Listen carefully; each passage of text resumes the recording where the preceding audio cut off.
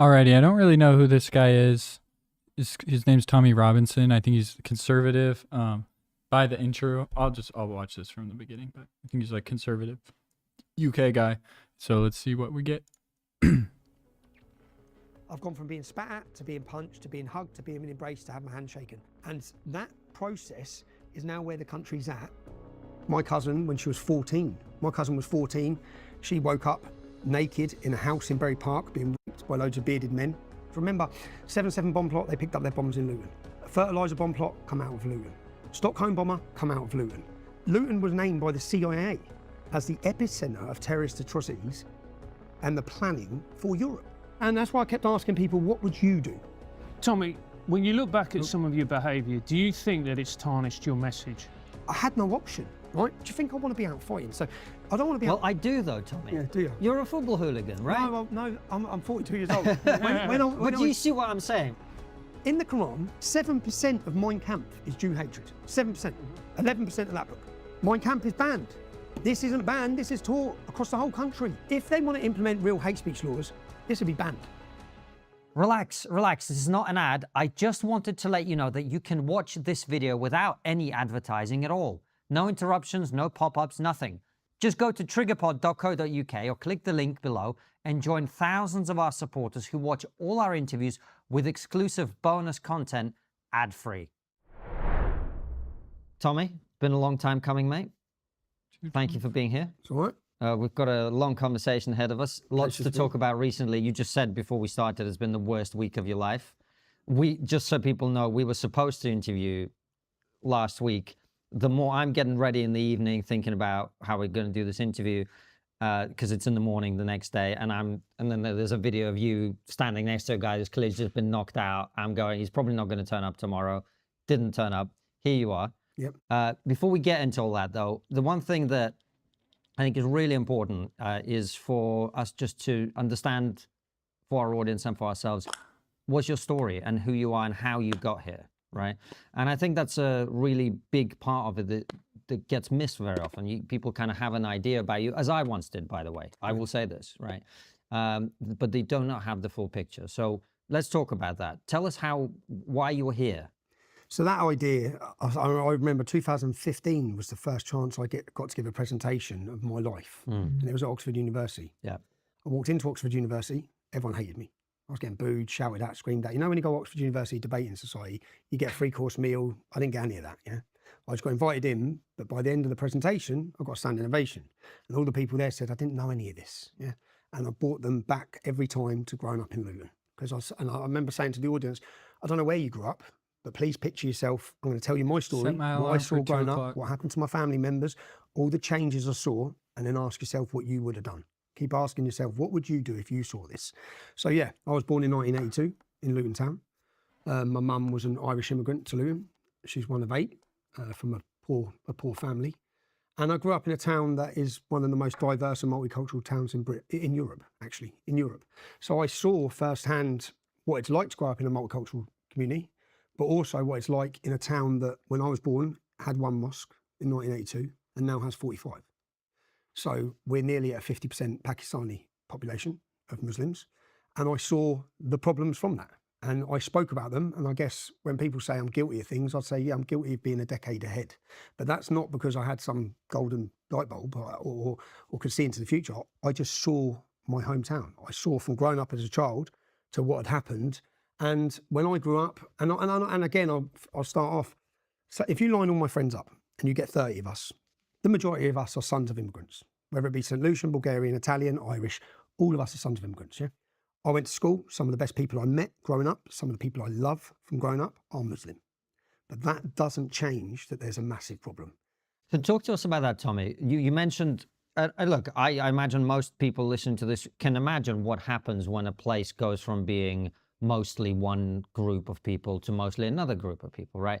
And we have friends, we have a close friend of ours who grew up in Bradford, right? And he talks about what he experienced as a white guy in a mostly Pakistani school, right? Most people don't think about that. So when you talk about problems, right, what do you mean? Like, give us the examples. So I mean, going to school, so when I went, and I noticed it when I got to high school, or even just, I talk about when we used to have an under-18s nightclub, and when people talk about racism and victim of racism, So I've been a victim of racism untold times. I remember going as a young group of lads going to an under-19s nightclub where we had to walk through the town. We'd get robbed, we'd get spat at, in the end, we had to hide our money in our socks because every time you went, you got robbed and mugged by Pakistani gangs. You get called a dirty gullah, little white boy, slapped around. So when people talk about racism, I think, I've experienced it my whole life. I've seen it my whole life. I've seen, and when we're at school, so if you come into our high school, well, I went to a high school called Puttridge High School, which was still a majority non-Muslim school, but then they bussed children from the Muslim community up on buses into the school. Now, when you went into our school, and there's never been a racial tension in Luton, never seen it, never seen racism. The town is divided by religious lines. That's it. It's white and blacks like this growing up. And it always was, especially in Luton's football scene, which we can get onto. All of our groups of lads, we're a very diverse bunch of lads, always have been. Luton's football hooligan element was always seen. The actual racist clubs from the 70s and 80s would always have a big day out in Luton because Luton's lads that would be resisting them were always white and black, because that's what Luton has always been. But there was never really racial tensions at school, and we didn't create this. Muslim playground, that was the front playground. Non-Muslim playground at the back.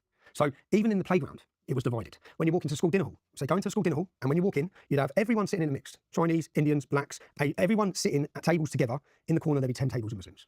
That's just how it was. And the playground, is that the school mandating that, or is it just how kids saw themselves That's just how it divided. Right. That's just how it divided. And if one Muslim got in any fight, 100 of them got in a fight.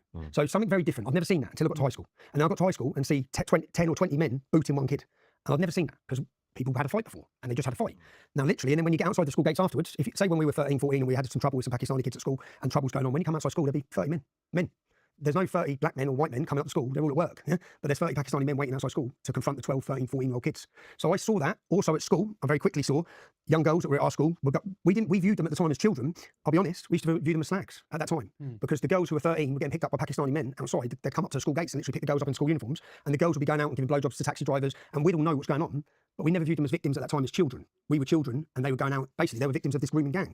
My cousin, when she was 14, she woke up naked in a house in Bury Park being raped by loads of bearded men. She ran out on the streets and the prostitutes rang her dad, the street prostitutes rang her dad. She was just a child. Sorry to interrupt, Tommy. When was this? This was when I was 13 years old. So that would have been 96 or 95? 96, 95. And a lot, I do this at Oxford University, a lot happened in my life at that time, which whatever happens in your life shapes your worldview, shapes your view, you understand. Even there was a murder of a gentleman called Mark Sharp. Google this murder. Yeah? Mark Sharp was with his son. His son was my age, probably when I was 11, 12. His son was my age. He was friends with my uncles. And he's drove past and he's had a bit of a road rage with a car full of Pakistanis and he's called them a wanker as he's gone past.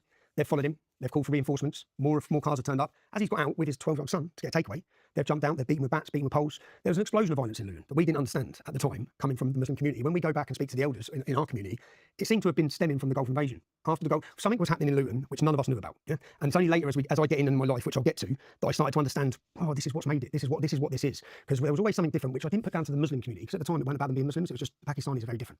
That's how I saw it. But Mark Sharp, they snapped a knife off in his head and killed him. He survived for 3-4 days in hospital. I remember his family left the town. The Pakistanis all went on the run. They got them back in the end from Pakistan. I think they got 4 years.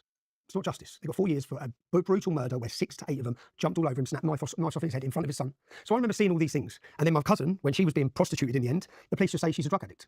Because she was on heroin, because they got her hooked on heroin. Now, and I remember even when I got a chance on Jeremy Paxman years later, and I remember saying to Jeremy Paxman, when I went on in 2010, and it hasn't aged well for him. And when I went on the chat show, I said, they're picking our daughters up from schools. They're picking our sisters up from schools. The gangs are operating so different. They're not challenged. And he was like, really? You expect us to believe this? I remember saying, Jeremy, do you know anyone who's hooked on heroin sold to them by a Muslim gang? You don't. I do. Do you know anyone who's been killed by a Muslim gang? You don't. I do. Do you know any girls that now wear full niqabs that aren't allowed to see their family? You don't, do you? I do. Do you know anyone who's been prostituted and groomed? You don't, do you? I do. Yeah? I said, so I don't expect you to understand, but I do expect you to listen, because this is happening in town. The reason why the English Defence League has gone bang is because what I've seen is what's across every working class community in this country. If Islam was to evolve, which it needs to evolve, to fit in with Western democracy, which is clearly not. Clearly there's a problem. Clearly the English Defence League is a phenomenon that swept this country. And with the issues I'm talking about, Jeremy, if I ask you, do you know anyone that's hooked on heroin sold to them by Muslim gangs? You probably don't. I do. Do you know any beautiful girls that you went to school with that are now wearing a burqa that don't see their family? Probably don't. I do. Do you know anyone who's been murdered by a Muslim gang? You probably don't. I do. Do you know any 15-year-old girls that you know that you've grown up with that have been raped or pimped? You don't. So I don't expect you to understand the issues. These are all personal issues of yours. Personal issues in towns and cities like mine that are happening, and they're not happening with the Sikh community, they're not happening with the Jewish community. And indeed, they're not happening with most Muslims. No, they're happening within the Islamic community. That's what I'm saying, that it's an Islamic problem. And when I'm just a simple person, so I'm just a normal person, but when I'm looking at, I have to look for where this hatred's coming from. So are you seriously suggesting there aren't white drug dealers and there aren't white gangs? Of course I'm not, no. Or Sikh gangs or any other kind of... No, I'm not, but I'm saying some of these specific issues are coming from the Islamic community, solely the Islamic community. Terrorists wanting to blow us up, constant hostile activity towards our youth, all these problems. And from sitting back, there's got to be something it's coming from. None of the other communities are spreading it, so we're a symptom of the problem. The English Defence League... You're claiming that community is spreading it. Actually, what we're talking about here... Yes, exactly, as you could talk about I'm not saying members the of the whole white community doing all sorts of atrocious things. Yeah, but not 24-year-old groups of 10 of them hanging around outside school gates. You've never seen a white gang? And purposely targeting. Never seen a white gang? Are we going to pretend that Muslim groups are not out there purposely targeting our youth and pimping them? Are we going to pretend it's not You're happening? not pretending white people aren't doing that? Then not in the same manner, not in the same group. They're saying it's a cultural thing which is going on within their community. So I grew up in Luton. I've seen all these problems. And again, I'm going to reiterate again, that doesn't mean, because some of the best lads I know were Muslim lads, at school. But when there's a divide, and I'll explain the story again. When there's a divide, something very different happens with this. I remember coming out of a nightclub in Luton, and I remember seeing about 6 Muslims beating one man. And it was my ex-wife said, stop them. And I remember going in to pull them off him, and then they attack you. And then as it's all going on, a Muslim friend of mine stood on their side against us. And he didn't even know him. And afterwards I spoke to him, and the whole town's going, there's all this chaos going on. It's us and them. The divide, you can think you're friends, it's us and them. When that divide line comes, it's us and them. And that divide, which I never understood again, I'll tell you the moment I understood it, but all this is going on. I'm seeing lots of changes in the town, seeing a level of aggression, a level of hate, rape, criminality. Fast forward to 2000 and so when I'm 19, I think, I'm doing my apprenticeship. I left school at 16. I got an apprenticeship as an aeronautical engineer at Britannia Airways. I went to work there, and I saw, do you remember the Beslan school massacre? Yeah, So in Russia. in Russia, that was my trip. So, for people who don't know, Chechen terrorists took over a school. They held it, I think, for 1 or 2 days, and then the Russian special forces went in, and it was a bloodbath. And for people who don't know, that's coming to the UK. I think so this happens. Chechen terrorists take over the school, and I can still see it, yeah? Because, and this was my real, everyone's had that moment that wakes them up. Everyone's had that moment that I think a lot of people would wish they could just close their eyes to it. I think once you're awake to this and you understand some of the problems, you can't turn off from it. But they take over a school, not one Muslim, not two, a whole massive gang of them, jihadists, take over a school. The parents then get phone calls, so they know their children are in the school. They know terrorists have got their kids. The parents come to the school gates, the military there, the Russian army there, and the parents are outside, and the women are dropping on their knees, holding their heads, as then you start hearing the Muslims butchering their kids, and they're killing them and butchering them. And I remember watching it going, what the hell is this? What the hell is going on here? Yeah. That was my moment to start looking at Islam. And 2 weeks after this, I saw a group in Luton called Al-Mujahideen. The leader, the second in command of that group was a gentleman called Saif al-Islam, which translates as Sword of Islam. He's in a chicken shop in Luton and he's doing an interview. And in that interview, he says, an attack like Beslan would be justified on a British school. And this is when I'm probably, I don't know, I might have been 19. I can't remember. I was young. And I'll be honest, and from my background, growing up in Luton, as I said, Luton is so people understand the town, it's probably one of the most poverty-stricken towns in the country. It's a rough and violent town. It has a lot of problems. Take Islam out of the equation, it's still got a million problems, yeah? It's, and growing up there, I'd say chisel's who you become. But I grew up and I looked up to, my uncles were all lead members of Luton's football hooligan scene. So whilst I went to school, stayed out of trouble, I was always in the group that was getting in trouble, the likely lads, but I never got involved in any criminality, whereas a lot of the kids I grew up with did. My mum, probably because of my mum and her parenting, my mum was strict, but I done my apprenticeship. But when I saw this, I was a young lad full of testosterone, and I used to go to the football element with Luton Town football scene. And when I watched this Muslim say this, I thought, who's this man? And then I looked at him, and I understood Al-Mujahideen. Now remember, there wasn't a terrorist attack in the UK till 2007, was it? So there hadn't been a terrorist attack. No one understood jihad. Yeah. I look at this group, Al-Mujahideen, who are now a prescribed terrorist organisation, but at the time they weren't.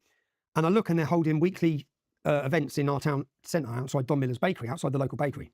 So I looked at them, they were a global caliphate network, and their head office was on Biscuit Road, which is where we're from. And it's like, who the hell are this lot? And in my presentation at Oxford University, I showed, so after September 11th, like when you went to your local shops, I don't know what it was like, but at my local shops, there was not pictures of the 19 suicide bombers with Magnificent 19. Mm-hmm. It was celebrated in Luton. It was celebrated at a local college. They held a march for the anniversary, first year through the town centre. So it was celebrated. September 11th was celebrated. Openly. People just openly celebrating posters terrorist everywhere. attack. Look at my presentation at Oxford University. I showed the posters at my shop, and all over the phone boxes, all over the shops, Magnificent 19. Yeah? It was celebrated. And so I looked at this group, and I went down the town centre the next Saturday, and I'll be honest, because on a Saturday, back then, as a young man, there might be 100 of us on a Saturday that would go to Luton football. Mm. And we'd travel around the country going to football together as young men. And I looked at this group, and when I went down, there's a police officer there. And I said, and they were openly, like now they try and hide it. They were openly recruiting to send people to fight against our armed forces in Iraq and Afghanistan. They were openly promoting jihad. It was like, remember, this is at the time when Abu Hamza, Hook, when he was holding his seminars in Finsbury Park, when he had hundreds of men on the floor in the road calling for war against Britain. Remember, they weren't getting nicked on hate speech or anything like that. They were just allowed to do it. Yeah?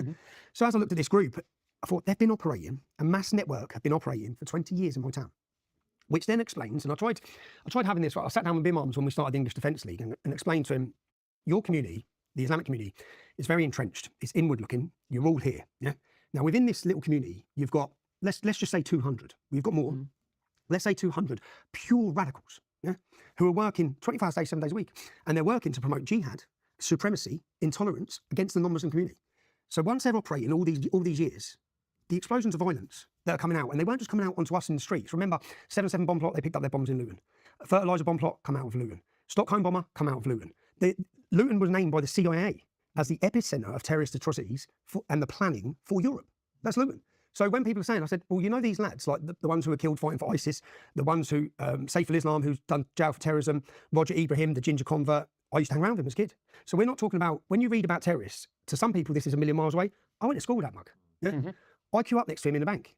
His sister lives around the corner from me. Yeah? So this isn't a million miles away from us. So when in 2004, I went down town centre, the police were there. I said, what is this? How are they allowed to do this? She said it's free speech. I said, okay, let's see if it's free speech next week. And then the next week I organised my first ever protest, which was called Ban the Luton Taliban. That's what I called it. And Tommy, can we pause there for 1 second? Because one thing that I wanted to ask you about, and honestly, I'm not coming at it from a place of judgment, but I do think it's an important part of the conversation. You mentioned the football hooligans, right, which you were part of. A lot of people, it's not a uniquely British thing now that you get these ultras in Italy, you get them in Russia. But it is kind of, to most people who don't know about it, they really don't know about it, right? So can you explain the firms and the hooligans? Because you say you go around the country supporting Luton, but it's more than that, right? It's young lads who like to get to a football game and have a fight with others, right? Is that fair? that's fair. If you're someone who values free inquiry and independent thinking, which, let's be honest, is why you're probably watching Triggernometry, then our sponsor, Venice AI, We're not doing that. just sick who thinks about it. If you're in the UK, thank AI. That's fair, which is going to sound moronic. Yeah? So most people watching this are going to think, idiots. Yeah. Absolutely idiots. But remember, I'm 42 years old now, and I'm a father of 3. I was 20. Yeah. I was 18, 17, 16. Young men, yeah? Young men finding their identity together, which I'd say I found my identity going to football. I found it. Yeah? And when I say I found it, I look at the problem in Luton, and I look at the erosion of our identity as young English men. It's gone. And I'll give an example. When it's St. Patrick's Day in Luton, there's a 3-day festival for St. Patrick's Day. When it's St. Lucian Day, yeah, we have a massive tents, park, fairgrounds, everything. Yeah. When it's Eid, the whole place is locked off, everything. They've got fairs, they've got everything. When it's St. George's Day, it's banned. Yeah? So we're made to feel ashamed anyway. I remember it was St. George's Day and the school, Icknield High School. Now, do you remember the Trojan horse plot? Where the Muslims have infiltrated the schools and got on the boards to change? No. Yeah. So it's, what's his name? Michael Gove was leading on it. He done very well trying to expose it. So the Trojan horse plot. So the best head teacher in the school in Icknield, he come out and the girl come in wearing a full niqab and he sent her home. And Sherry Blair represented her. They sued the school. Yeah. And when they sued the school, Anne was redeemed because that girl was, which Sherry Blair represented her, but that girl was the sister of one of the main terrorists in Luton, one of the main extremists in Luton. Yeah? So then they protest outside school gates and they put pressure on the school. And in the end, Mr. Kelly, I think his name was, who was a great head teacher, the best at that school, they ousted him. He had to go because he stood up against the niqab in the school. It's insane. But this was going on. That same school then, a few years later, when it's St. George's Day, they told all we've just seen the recent thing with the British Culture Day where the girl got sent home in the Union Jack dress. Did you see this? Yes. All over the news? Yeah. That's nothing new, right? So young children in a school in Luton, they sent out letters saying if anyone brings in the emblem of St. George on St. George's Day, you'll be sent home. So kids, our parents sent them with just a little pin badge with St. George's flag on it. You're going home. Yeah, because my mate's kids were at school all the time. So I rang the school. When Pakistan won the cricket, they had a massive celebration in the school. Pakistani flags everywhere. Yeah? It's our national day. What message are you sending to the children? Now, and all this, the reason why I'm explaining this, because it plays a part, I guess, into us as young men feeling like we don't have an identity in the town. Now, on a Saturday, we'd come together from that estate, as young English lads, and we'd go to Luton together and form a brotherhood where we'd travel the country. And yeah, I think I'm quite tribal. I think we are, as men and humans, we're tribal. If you go to certain places in the Amazon now, I bet one tribe fights the other tribe for no reason at all, just they fight. Yeah, that's what it was like growing up in Luton. Our school would fight that school every week. There'd be fights. Our town, and I guess that developed onto our town would fight that town. Our football club would fight that football club. Now, so as people understand, because it does sound moronic, speaking about it now, lads go to football, and even if they're not fighting, it's giving them a sense of identity. It's a cultural fit. It's a culture. They're having a good day out. And when men are going to football and fighting, they're not pulling out knives. They're not you'll get 20 lads in a back street and they're turning up and having a punch up with each other. Again, I get it. If you're watching it, you think it sounds moronic. But unfortunately, in a town like Luton that was plagued by Islamic gangs taking over everything, all these migrant gangs taking over everything, well, on a Saturday, there's 100 English lads on a Saturday. Yeah. So I used that 100 English lads in 2004 to tell this group, Al Mujahideen, you're not in the town anymore, lads. Yeah. So, and we turned up and it was called Ban the Luton Taliban. Now, I made leaflets at that time, and I actually went, so before I'd done my Oxford Union presentation... Tommy, can I just stop you there? Just to make it clear for people, when you say English lads, it's not white lads, it's white and black No, lads. white and black, I don't see... Because people could see... People think, no, I don't see colour. White, black and Asian lads. Yeah. We've got Sikh lads in the group. So I don't see colour. Anyway, and sometimes journalists have said that when they've come here and said, bloody hell, there's a lot. I don't see that. I've just grown up in that. Yeah? White English are a minority in Luton. Yeah? I've just grown up with that.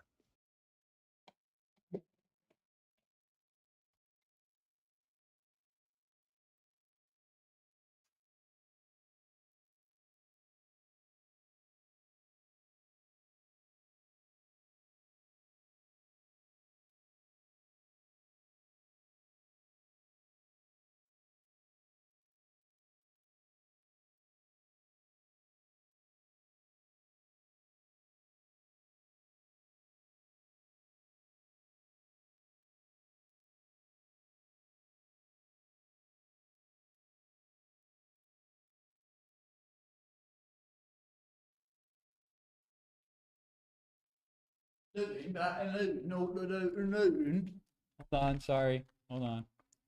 Just got some food, baby. Look at this. Look at this. Yeah. Come on. Let's go. Okay, anyway, sorry. We're back. Not bothered. But then, so we'd all come together and we'd done this demonstration. And when I was doing the Oxford Union presentation, I went into the library and I went back through all the old newspapers because, stupidly, I stood barefaced with this leaflet. I made leaflets. I went around the whole town and basically said, on Saturday, we're coming out against this lot, yeah? Now, in the leaflets, my rhetoric has never changed. We're sitting here now. The country's, I think, shifted, totally shifted. And my rhetoric's the same as it was in 2004. So my first demonstration, which I dug the leaflet, they basically put the leaflet that I made on the front page of the Luton News, the newspaper. So I went into the library, got it to show people at Oxford University, here's what I said in 2004. Now, in 2004, what I said, whites and blacks are being racially and religiously targeted in this town. Yeah, they're being attacked violently. The Pakistani gangs, and I named the gang, they're called the Gambinos. Very original lads for Pakistani. But their gang's called the Gambinos, and they're a 100-strong Pakistani mob from the Muslim community who use heroin. And what I said is they're using heroin as a weapon against us, yeah, because they are. Right? They're coming into our states with heroin and they're destroying the states. And in fact, when I was a few years younger, there were little riots in an estate in Luton, and Muslims come from all over the country for these riots, yeah? But it was one estate fighting against them. And that started because they bought the heroin in the estate. They damaged families, and people tried to resist it, yeah? But the police crushed the English lads, basically, at that time. But as this is going on, so the leaflet said, whites and blacks being religiously and racially targeted. So I named the Gambinos in 2004, and I say that they use heroin to prostitute our youth, to then use them in paedophilic gangs. That's grooming. Yeah? That's now labelled as grooming. This was 2004. And I said, if we know the shops that are doing it, and we know which men are doing it, and we know which businesses are doing it, because they all use the businesses, this is now common practice. We know it's taxi ranks, it's takeaways, but we've known that the whole time growing up. We're looking at it thinking, well, look what they're doing. Yeah, nothing's happening. You don't crush them, you crush us all the time. So at that time, I made the leaflet, and I stood up, and about, I don't know, probably 200 lads turned up, 200 young lads turned up at that day, and they weren't there. The extremist mob, they didn't turn up that day. So I thought, it's worked. It's worked. Yeah? They're not here. But then it didn't work because I'd done it barefaced, as Stephen Yaxley, Lennon. Yeah? I stood up and I'd done it. I read out the leaflet on the town hall, and boy, I was expecting, I don't know what I was expecting, but the fallout from that, probably because I probably brought a lot of heat on the gangs because I named them. Yeah. And this was 2004, and I show at Oxford University presentation. Fast forward 2007, the Daily Mirror run a national story on chemical jihad, and they named the gang in Luton who are working with the extremist terrorist groups, funding them. Yeah. So they're working hand in hand. The street gangs work with terrorists, which is why when I come out against this, all the young little Pakistani mobs, I was the target after this. I was a target, and if I wanted to go out in the town for the next few years, I had to go out and 20 lads. So I learned very quickly, but I also had a lesson growing up in my life with the Pakistani community, that or the Muslim community, if you show them any weakness, they're going to run all over you. It's like when I start, so if you show them any fear, they're going to run all over you. There's only one language I understand. There's only one thing they respect, and it's strength, not cowardice. Not appeasement. They actually respect. I have Muslims now shake my hand in the town who don't like me. I don't like you, Tommy. I respect you. You stand on your values. But so this is 2004. I organised this protest in my name, and the fallout from it comes at me big. They smashed my mum's house up. I was targeted by them. We had, just being honest, as young football lads, we had clashes with their gangs then after that for years, yeah? But it got to a sort of truce point after a few years because there was clashes either side. It got to a truce point and I knew some of their gangs because I went to school with some of them, yeah? But it's like, no, you're absolutely taking the piss. And I've seen so much and I'm only giving you a little 2 seconds of growing up in Luton, of what I've seen, all the problems and the wrongdoings and and in Oxford University, I showed there were 68 attacks against non-Muslim houses in the area of Bury Park. If you watch the presentation, you'll see. Now the Howards were 88 years old, an old white couple. They don't repair their windows anymore. You know, they stopped repairing their windows because they just get smashed again. Palmer, who's rest in peace, because I know the lady died recently, but I know her son. Her son's one of the most respected black men in Luton. Yeah. Now, and I grew up looking up to the man. Yeah. Now at that time, his mum's house had been attacked, and the police done nothing.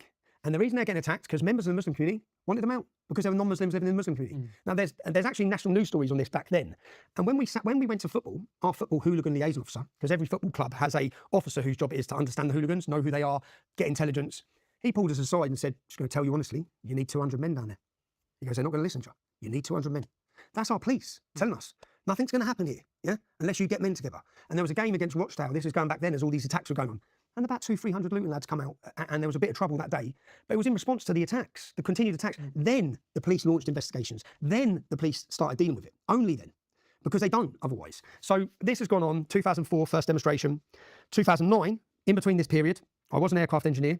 I'm then now by 2009, I'm running a successful plumbing business. I've got a sunbed shop in the town centre, and between me and my wife, I've got 7 properties, and I'm doing well. And I had done what everyone else is trying to do. My passion was making money. I had enough money, get out of Luton, like everyone else does. Get out, run, get into a village, get into a nice area, set up my family. I had my first child. And then first child, 2008, and then the Soldiers' Homecoming Parade in Luton. It's a Tuesday morning, soldiers are given the freedom of the city. And again, to make it personal, because it is personal, as Lutonians it's personal, because it's our town. Every time you hear our town's name, it's to do with terrorism. We're fed up of that. Every time every football away fan sing about our town being full of terrorists. Everything's about terrorism. And then they attacked our soldiers. And in that regiment, which was the Royal Anglians, Scott Muntridge was 26 and he died. He's from our estate. Michael Swain was 19 and lost his legs. Yeah. And when they've done that, they're then attacked by the same group, Al Mujahideen, that we've already been confronting for years. Yeah. They're attacked by them.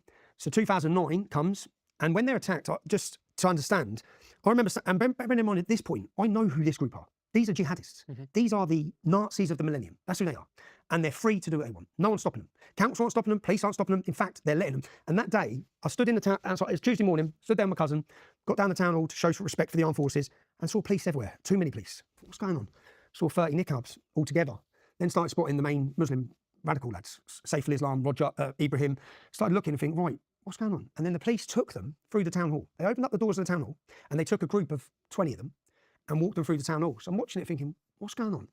They walked them through the town hall. So as the soldiers marched down here, which is the back of the town hall, they put the Muslim protesters this far from the soldiers and let them attack them. They spat in one of the lads' mums' faces, soldiers' mums' faces. They shouted, butchers of Basra, baby killers. They shouted all this stuff and done this protest. And there was probably 20 of them there, 60 of them down here by the town, by Don Miller's Bakery, because that was their little meeting, which was where they always are. 60 of them there, but the police actually stopped, because some of our lads got arrested on that day. The police actually stopped 330 of them coming into Luton off the motorway. So imagine there was 500 of them. Imagine the damage they would have done that day. But this story went worldwide about Luton. And it was that day, and bearing in mind, I'm getting on with my life by this point, I'm doing all right. And I remember speaking to my cousin and speaking to some of the lads after that and said, we can't let them do this. Like, they can't get away with this, because if they do, what's next? And we've seen the progression. That same group that attacked the soldiers is the same group that burnt poppies on Armistice Day, is the same group that Michael Adebolajo was part of, that went from attacking the soldiers. One of the Lee Rigby killers, right? Attacking the soldiers on the street, burning poppies, beheading soldiers. I made a video about Lee Rigby's killer 2 years before we done that. We showed him in a video. Here he is in Harrow. And then so in 2009, this happens. We know who they are. And we said, no, like, enough's enough on this issue. Enough is enough. And do you know what we've done? And that's why I kept asking people, what would you do? This is your town. Anyone watching this, you live in this town. You've seen all these problems. There's a total two-tier policing. Now, two-tier policing is part of national vocabulary. Yeah. But it wasn't. But it was for us. We've always seen it. So do you know what I've done? I organised a protest. But before we done any protests, I set up a petition, got 3,500 signatures, and I approached the council. And the petition said, ASBO, antisocial behaviour orders, which is what they use. So in our estates, if two kids are continually causing trouble together, they'll give them an ASBO from being together. And then they'll give them a perimeter around the shops. They can't hang around. So that normal people can go to the shop without loads of little hoodies causing mayhem. Yeah. So what we asked for is implement these orders against this group so that when my mum or my auntie or any of our families go down to the town centre, they're not being accosted, recruited, vulnerable men aren't being recruited, because the Stockholm bomber was an innocent Iraqi Muslim who come to Luton University from Sweden, and on Freshers Week, which is when these groups are active in the universities, he was recruited and he was on his own, and then he ended up going and blowing himself up. This is a process of grooming, of radicalisation. So we done this petition and said, look, stop them, ban them. The council wouldn't even meet with us. The council just ignored it. And when they ignored it, then I said, right, okay. Well, Why do you think they ignored it, Tommy? they're so scared. Do you know, they've never said no. At this point, I'm looking at them, take them through a town hall and think, you've never told them no. Like if I say now, we're going to protest outside East London Mosque, what are the police going to say? No, you can't. Yeah? You can't come outside the mosque on a Friday afternoon because it's going to cause mayhem. Well, you can't stand in front of our armed forces. If you want to protest those soldiers who were peacemakers, they weren't at war with the Royal Anglian Regiment, they were training their armies. Yeah? You want to protest that group, go to the government, yeah? Protest the council, whatever you want to do, spitting in their faces on their return home tour of duty. So we were angry, really angry. So I organised and I made leaflets. And again, and I said to my cousin, and it's only because there was two of us, because we shook hands, because you can't go into this 1 foot. We knew that. Yeah? We can't do this half-hearted. We're either in it or we're not. And next is the soldier's funeral. I knew that. They've done this today. If they're allowed to carry on. And then there was big tensions in Luton at that time. Big tensions. Like there was problems going off against them and against us. And it was like, there was so much trouble going on. And then I remember, because there was the Salafist mosque in the town, which is the old synagogue, yeah, which is where the Stockholm bomber went. So as I drove, when I was younger, my Muslim mates would say, that's the problem. And as we're driving in the car, that one there, Yaks, that one there. I said, what? He said, that's the terrorist mosque. So we knew locally that's the terrorist mosque. But when all this blew up, the main leader of the terrorist mosque, Kadir Bask was his name, become a chair of the Luton in Harmony programme. So they set up a programme to try and counter our protests, called it Luton in Harmony, and brought the main terrorist and sat him around the table as one of the men calling for harmony. I organised my first protest over this issue, and we set up a group called the United People of Luton. And we turned up to protest that day, and it was bank holiday. There's 2 bank holidays in May, so we'd done the first bank holiday on the Sunday. Now, we were angry, but it was a community. It wasn't just football lads, because this was an issue that everyone was upset about. Yeah? So it was, my aunties were there, families were there, kids were there. And I paid a cameraman £450 to come and film everything. And the reason I've done this is because I understand two-tier policing. I've seen it my whole life, so I know what's coming. Yeah? The minute we try and come out. So we've turned up, cameraman's turned up with us, they stop us in the street, put their hands in our pockets, make us take our shoes off, search us, what's your name? And as they're doing this, I said, you didn't do this to them. All right? On that Soldiers' Homecoming Parade, you did not do this to them. I know you didn't, so I watched it. Why didn't you put your cameras in their faces? Why didn't you ask them their names? You just walked them through. Yeah. So why are you doing this to us now? We're coming out as a community and we're trying to get to the War Memorial, which is at the other end of the town. And the police kettled us for 3 hours. They locked us in at the front, locked us in at the back. They come through on a horse, knocked out my mate's teeth. The police did. A little black lad called Isaac took his teeth out. So they kettled. My auntie had to urinate in the street. I remember standing there as women were urinating in the street thinking, well, Muslim women wouldn't have to urinate in the street. You would never dare lock Muslims in a group like this. Yeah? And I went back again to previous protests because I'd been following this group. They held an anti-Gaza protest, yeah, which is just a pro-Hamas protest. And in this protest, there's about thousands coming out of the Muslim community. And it's led by this group. They're leading it. Saif al-Islam, all the terrorists, they're at the front of it, yeah? They've organised it. And they're going, Qayuba, Qayuba, Qayuba. And I remember thinking, I wonder what that is. So I started looking at it. And Qayuba was where Muhammad beheaded 600 Jews. The leader of the Jewish tribe's wife married her that night. So I'd gone through a process of understanding a lot of this stuff when most people weren't understanding it. So I was becoming knowledgeable on it, thinking, okay, I know who they are, I know what that is, I know what's going on. So we held our protest and the police just locked us in. And they locked us in, didn't let us get to the War Memorial. So I think, well, you let them get to the War Memorial, and now you won't let us. So first of all, we're angry with them, the Muslim community and the extremists within it. And after this become more about civil rights. It become more about, no, you're not doing this to us. Yeah. So the next, and then after that first protest, they come to my house, the police did, they raided 14 properties. Yeah. And what they did is, cleverly, which is what they're still doing now, it's their tactic, is to put fear into the community from speaking out. It's what Keir Starmer just done by weaponising the judiciary after the riots, by Lucy Connolly, Peter Lynch, me. They try and put fear, set an example by people to make sure everyone else shuts up. So when they come in our houses, they went to my mum's, and anyone who got nicked, I wasn't at home, so I didn't get nicked. Anyone who got nicked got given bail conditions not to enter Luton Town Centre 24 hours a day, 7 days a week for 3 months. So then we sat down after and said, well, that's what we wanted for them. So rather than give it to the terrorists, they've given it to us. Everyone was arrested on public order offences, yeah? No one got prosecuted. So these were just, and this become a tactic of the state. This was bullshit arrest to then to enforce bail conditions to limit and prohibit your freedoms from protesting and standing up. So then comes the next protest 3 weeks later, and this is what changed it for us. Because I turned up that morning, I was wanted, as were all the other lads who were banned. And I turned up with 100 balaclavas, and we met at a pub, and it was football lads, and we met up. I gave everyone balaclavas. We all had T-shirts that said it was a Luton logo with no surrender to Al Qaeda. We met up, and again I bought the cameraman, and I rang the police anonymously and said, "Stay out of the way today. If you," and I'm just giving you a warning, because if you could have lit a match and threw it in the air, I think Luton would have just gone. Pow. It was ready. Yeah? I've never seen anything like it, and I've grown up in the town my whole life. And I remember at the time, after the first demonstration, I had Pakistani lads ringing me up saying, "Yaks, like these are terrorists, bruv. Like you're not messing with the street gangs. Like you're upsetting everyone here." I remember saying, "Yeah, well, there's 500 of us," because at the time there was 500 of us. I said, "There's 500 Luton lads, and everyone's had enough of it. We've had enough of the terrorism. We've had enough of the heroin. We've had enough." So the second demonstration comes. Balaclavas are given out. We all then go into the town centre. Police attempt to stop it, and I warned them at the time. I said, "Don't try and stop it, because the town's going to burn. I'm telling you now. Just let people get to the War Memorial. Let us have our day at the War Memorial." But they tried to stop it, and then there was running battles through the town. And then the images that then took this to international recognition was men wearing balaclavas with England flags on our town hall steps, which was then seen, which I understand why it was seen. I then took the video of Luton's lads that day, and I went on messaging boards around the country, which is football chat forums at the time. This was before the rise of social media, really. But every football club has a chat forum. So Millwall's football lads, Tottenham's football lads, Chelsea's football lads, they all have their own forums where they talk. And then put the video up and said, Luton are making a stand, basically, against this. Yeah. And people talked about the tactics at the EDL. This was the United People of Luton. And when on that first demonstration, when we all met up, when they kettled us, with the second one, I remember we sat in, it was called Brooksy's in the town centre. And I walked in and some big white skinhead lad come in. He said, and he sat down, he goes, "Are you the organiser?" I said, "Yeah, this is all Luton's lads." He goes, "Well, we've heard about what's going on. There's 30 National Front getting off the train station." I said, "Great." I said, "Because we're going to smash their heads in, lads." He's like, "What?" I said, "Look around this pub. Yeah, when the National Front come into this town, they're going to get bad. They're going to get run out." Yeah, and they did get chased out. Tell people about the National Front, because this is one of the big issues with you, Tommy, isn't it? For people who are not educated about this issue, is a lot of people call you far right. And in doing that, now we can talk about, the different aspects of your behavior, some of the street violence and all that, which is an issue, and we'll talk about it.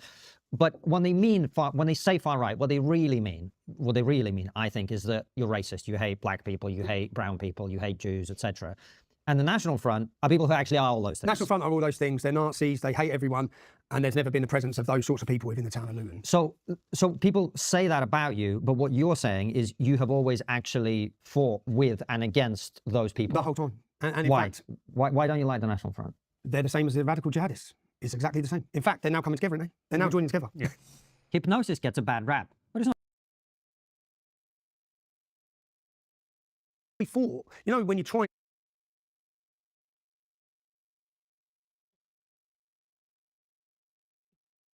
supremacy, and here they are together they basically all coming together just because they hate Jews and everything's the Jews' fault. Yeah?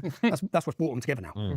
But at this time, if you dig up the first Luton United People of Luton, we had NF go to hell on our banners, because we thought, when you try and do something like this, we knew it would attract certain types. So we made it very clear when we had so this is Luton. We've had these two issues in Luton. All hell's going off. We then watched and if you look at the footage, go on. Luton Protest was a YouTube channel, and it's called the United People of Luton. You'll see the first ever protest, and you'll see hundreds of us. And we're standing outside the town hall cheering, "We are Luton Town." Yeah? Everyone's trying. And then I see the leader of the council saying, "All these outsiders have come into our town." It's like, "We're not outsiders, it's our town. It's our town." And they're taking a piss in the town. So this is all going on. Tommy, one sec, sorry. You've got lots to say, I know. we're gonna, which is great. And you've got loads of time, as we discussed. So we're just going to jump in every now and again, because there's little bits that we want to. I do remember seeing somewhere, I haven't fact checked this, so correct me, but something about you joining the BNP or something. What is the truth of that? So 2004, I joined the British National Party. So 2004, because they are basically the continuation of the National Front. They are. Nick Griffin was the leader. Nick Griffin was. They're the political wing of the National. Right. So 2004 was when I held the first protest ban Luton Taliban. Right. Now at that time, that's when I started going down the rabbit hole, looking online for who's talking about this. Right. And to be honest, the only people talking about it was a group called the BNP. Right. The BNP then were talking about it, and I think I messaged, and they set up a meeting at a pub called the King Harry pub. And this is documented by Searchlight. Searchlight was a far left magazine. Now Searchlight documented it as when the MIGs fell out with the BNP. The MIGs is Luton's football hooligan element. It's called the Men in Gear. Yeah. Right. So we've turned up to this meeting where this is the group that's talking about these issues. Even back in 2004, they were talking about the grooming, and rapes in Bradford and things like that. So they turn up to the meeting, and we all turn up, and they say, "Oh, he can't come in, he can't come in, he can't come in." It's like, what? They said, "Non-whites can't join." So you're joking. So at that point, we said, well, you can't have a meeting in the pub. In fact, you can't operate in any pubs. You can't operate in any pubs in Luton, yeah, because that's what Luton is. Our problem, which was when you went on the BNP website at that time, it had 10 points. TVs for old age pensioners. Every point, every point you'd go, I agree with that, I agree with that, I agree with that. Now at this point, bearing in mind before this, I didn't know the difference between left wing, right wing, and I didn't care because I was a working class kid on a building site, earning money, didn't give a shit about politics, understood Islam, what was going on, but never ventured into politics. I didn't understand there was left wing newspapers and right wing newspapers until I set up the EDL. And then I got a shock of my life, absolute shock of my life. Yeah? And I went through this learning curve. And this is kind of before the internet really is what the internet is now. So you can't just like AI search stuff. No, there was nothing. Right. The way to get your message across was get on the street. So you turn up to this meeting of the BNP, you realize they're racist, but you still joined? No, I joined at that point for as soon as come online. Now, there was a league list. There's a league BNP membership list. You joined online and then you realized, okay. But then when I realised, so the league list shows the membership, say, from 2002 to 2008. I joined in 2004 for 1 year. So I joined up with a year's membership. I don't rejoin. You can see the league list. There's no rejoining. Yeah. So at that point, it's like, right, you lot, cough, we'll do it our way. Yeah. Which is as lads in Luton, we'll do it our way. We organise our protests then. We set up the first protest, had the two protests. Then after they'd attacked our soldiers, and this still, for me, is still insane. Yeah. They'd attacked our soldiers. And then I look online and I'm following this group. They're holding an Islamic roadshow. So we're looking at them. They were in Wood Green. So they had a street stall in Wood Green and we went in the back of a lorry, about 40 of us. And we pulled up down the end of the road, jumped out, there was one in, police were there, but we shut down their stall again. So our tactics at that time was, let's follow these terrorists. Let's see, instead of going to football against Chelsea on Saturday, let's go find these lot. That's basically just the truth of what we were doing. Yeah? Let's shut this lot down. Let's confront them. And remember, the police were letting them act the way they wanted. Now, they become a prescribed terrorist organisation by 2010 after 1 year of the English Defence League chasing them around the country. Then the government stepped in, the Home Secretary stepped in and said, we've got to ban them. Well, you should have banned them 20 years ago. Yeah? You banned them because there was street problems. They only listened to that. So at the time, I understand. So we Do you know something? I interrupt you there because what you just said, I think 10 years ago, people would have been like, oh, no, the police only react when there's street problems. But I can't argue with that now. Well, when I look around at what's happening now, I can't argue with it because they cover up and ignore stuff until people are really angry and then they act on it. I mean, that's just, people can say that's whatever. That's just a fact. If you look at our country now, if you look at the protests outside migrant hotels and all of this stuff, they have been ignoring all this shit until people actually started getting angry. That's just a fact, right? It's a fact. And I'd say since 2001, when the Muslim community rioted in Bradford and the riot spread to Oldham and the riot spread to Stoke. And at that time, those riots, if you look at the cost of the riots, this was after, I think, an old age British pensioner was beaten by a gang of Pakistanis, which provoked 200 again football lads at the time, I think from Oldham. Yeah?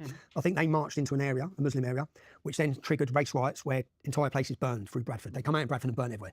Since that point, if you look at it, it looks like the government just went, okay, Muslims, do what you want. Yeah.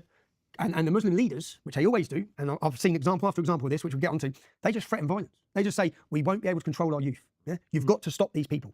You've got to arrest him, stop him, shut down this, and then the government just go, and we'll just pander to them. So you've seen, and then now the country's seen it. You saw it on the Hamas riots. You saw them calling for jihad on the streets.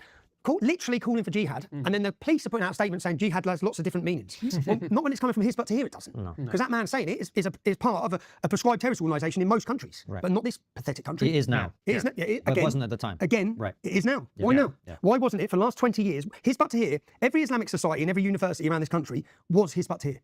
So kids are going to university, and a terrorist group, because they're now a terrorist group, but they've always been a terrorist group. Just our weak, pathetic government didn't prescribe them because they didn't want to upset people. It's like mad. You don't upset them until they're calling for jihad, until they're openly saying the madness that we know they've been promoting anyway. Yeah, they've made universities total no-go zones for certain communities, and whilst jihad runs. So at that time, this is going on. We look at the Islamic group. We then. I see a young boy called Sean. He was 11 years old. He's in Birmingham, and they get him up on stage. About 200 of them. I used this video in my Oxford Union presentation just to show people, look at what happened, because there's a story to what happened. Before the English Defence League was born, you have to understand the 15 years in Luton. Then you have to understand what went on with the UPL. Then you have to understand that the government, the local community, council ignored us, suppressed us. Then you have to understand the police attacked us, silenced us, bullshit charges to control us.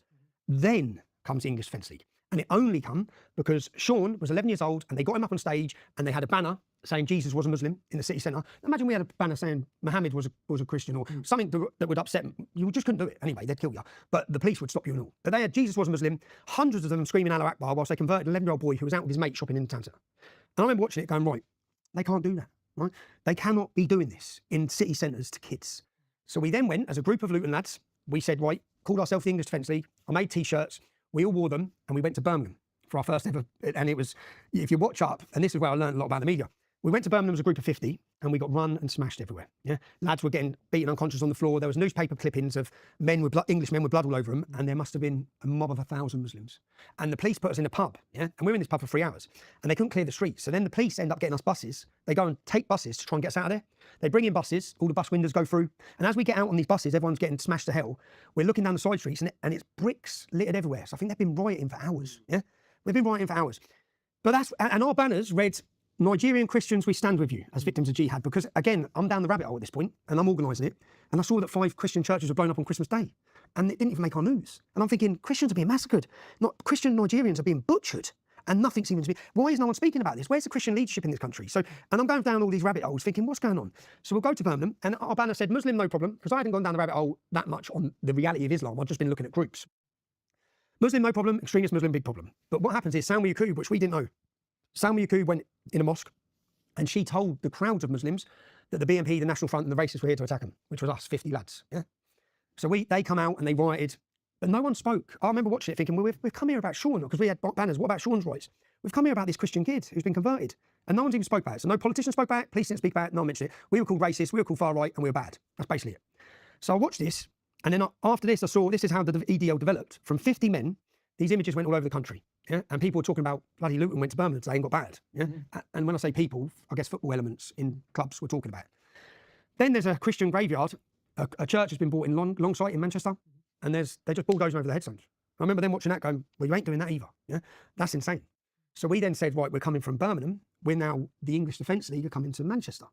And that was a real changing moment, because when we turned up in Manchester as a group of 50, 2,000 young men were there. 2,000 young men were there like that, right? Because they'd watched the videos of the Muslims smashing everyone, and men who were not going to be smashed, that's how it started, who were going to defend other English men at that time, which is, so people talk about, well, the English Defence League was a bit of an explosion. I said, after what happened to us in Birmingham, it was never going to be female school teachers and nurses that were coming out on the street. Yeah? And although I went for 4 years leading this group, and I think we're very lucky, and I decided to leave myself because I felt it was counterproductive to continue marching into cities. I understood then maybe we weren't having the right effect, because maybe we were giving the radicals and the extremists the ammunition for some other Muslims to join them to say, look at this lot. Yeah? But we went around the country, and remember at this time when I left Luton and I started meeting families and people and understanding Jesus Christ. In every town and city, our daughters are being raped. In what I've seen in Luton, I'm then sitting with families. And again, I'll tell this story. We had our Blackburn demonstration. We went from Manchester to Stoke to Blackburn. Blackburn was chaos, but there was thousands. And I went the night before and sat with a family whose 12-year-old daughter had been missing for 3 days. And there are 16-year-old brothers there. And they're crying, the family are crying. And then when we went to the demonstration, there's trouble flaring with the police. And I remember going down the front of that demonstration to try and calm the trouble. And who's at the front fighting the police? A 16-year-old brother. I'm thinking, who am I even to tell him? I've just sat with that family last night. The police ain't doing nothing. His sister's missing for days. So that level of anger, and the reason people talk about the phenomenon of the English Defence League at the time, because we went from here one day to within 6 months, we had divisions in every town and city, and we were the largest street protest movement that Europe's seen. And we didn't plan it. We didn't have control of it. The police had no idea or intelligence on it. So it just went home across the whole country. And why did it go home across the whole country? Because everyone, if you just look at Rotherham, 1,400 victims, well, those 1,400 victims have probably got 4 family members each. So that's 10,000 people just in Rotherham who have been directly affected by the gangs in that town. So when all these people have been silenced and scared talking about it, people used to whisper about Islam. All of a sudden, you've got 3,000, 4,000 men walking through the streets singing, "We are infidels," and we've had enough of this. Yeah, and I go back, and again, when we say what was I can look at mistakes we made, look at errors I made, my personal behaviour at times. I can look at all that, and you learn a lot from it. But I just look at the graph, and if you do a graph and you set 2009, which is the formation of the English Defence League, and you have a line like this for the Muslims who are arrested of children in gangs, and the line goes like this, the English Defence League forms, and again, this is the only time they act, when there's a resistance, yeah, unfortunately, it just goes through the roof. Yeah. They realised, in corridors of power, up and down this country, in government, they all of a sudden realised, we've got to do something. Yeah? And in fact, Andrew Norfolk, I don't want to speak ill of a dead man, because I know he's died recently, but this is his words. He knew, his words in an interview, he knew the gangs were operating, he knew the victims were young white girls, and he was too scared to report on it.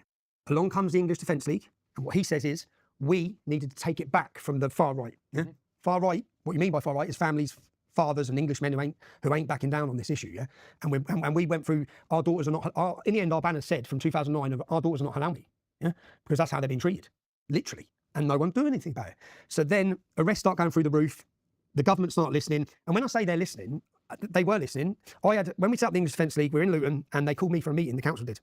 And I go to the meeting, and they've got about 10 of them, and they had cameras set up like this, and they had a Labour baroness. She was baroness from the Labour government, a black lady, and they sat me down and said, "Tell us what's wrong." So I'll tell you what. You want to know what's wrong? And then I went through and I said, "Where do you live?" She said, "St Albans." "Where do you live?" "Hitchin." These are the people who represent us. "Where do you live?" Not one of them lived in Luton. I said, "None of you are even Lutonians." Yeah. And Mohammed was there. And I said, "You live in Berry Park, don't you, Bob?" He said, "Yeah, I do." Yeah. I said, "I know you do." So you represent your community. You're on the ground in your community, and you know what's going on in your community. You lot have got nothing in common with me, or any of us, in fact. Yeah. None of you are probably working class either. You're middle class. You've come into the council. You're in high roll, 100 grand a year, and you're the people making decisions. So then they said, "Well, what's wrong?" I said, "Okay. You see this park," and I took them up to Farley Hill in Luton. And this is a problem across, this isn't just, what I've seen in Luton is mirrored for every town to see. Yeah? The problems of the gangs, the problems of the drugs, the problems of the police, the problems of appeasement, but the problems of funding and neglect of the working class. Yeah? So I took them up to Farley Hill and I said, "You see that park there? That was built in 1960. This is a predominantly white council estate. So let's go down the Muslim community." So we drove down the hill. That's a £330,000 state-of-the-art park. Why? How come they've got that and we've got that? How come? How come, because they class the Muslim community as a regeneration community, how come their community centres are free? How come for their kids to go play football is free and ours it's not? Yeah? We have to pay £5 each, which we don't have. Yeah? So everything's built for this and nothing's built for this. And if you look at the achievements of working class kids now, white working class, the biggest academic underachievers, there's a reason for that. And it's what I've experienced my whole life. It's the two-tier policing, the two-tier funding, the two-tier council, the acceleration for this community and the ignoring and neglect of this community. So there's so many different things that played into it, but the English Defence League went bang. We travel around the country. I think in hindsight now, we're lucky no one was killed. We're lucky there weren't a sectarian conflict. When, I think in 2014, was it, 6 Muslims got caught with guns, bombs, IEDs on the way to kill us. They got 30 years in prison. If they would have successfully targeted an English Defence League demonstration, this country would have blown up. So, and I think, so I get to 2014, I have a refreshing moment in jail at the time as well, thinking about my life, where's it heading, what's going on, what's our objectives. And at that point, I decided to leave the street protest element. Do you know why as well? Every interview, if I was sitting in now leading the English Defence League, you'd both be grilling me on negative behaviour of members of the English Defence League. Yeah. Rightfully so, yeah, because some of it was moronic, yeah. But we were never talking about the issue. I think any opportunity I got where I should be talking on chat shows and news shows, I want to talk about the problems this country faces. I want to talk about what I've seen. That wasn't happening. All right, people, it's trivia time. Financial trivia, to be exact. Do you know what retirement asset grew the most? They are consistently scored as the most trusted gold IRA company by major financial publications. Bitcoin. And they enjoy an A+ rating with a better You know, the reason we had to postpone the interview, right? Because I think, I don't know, tell me what you think, but I think partly the way you've been treated historically is bad class. I don't think anyone can deny that, right? Because you're making the same points as Douglas Murray. You know, Douglas speaks very, very, very well. You do too, in your own way, right? But you make the same points. But the difference is Douglas is never on camera punching people. Yep. Do you know what I mean? And so I think it's partly about class, but partly it's also about that element of it. This is why I asked you about the football hooligan stuff, because I think a lot of people, I tell you my opinion, right? Because we talked about this before we started. We haven't had you on for a long time, even though a lot of people have wanted us to. And it's always the concern for people who have an audience, right? Which is, I think the points you're making on many, many issues are incredibly important and much more than... Hold on.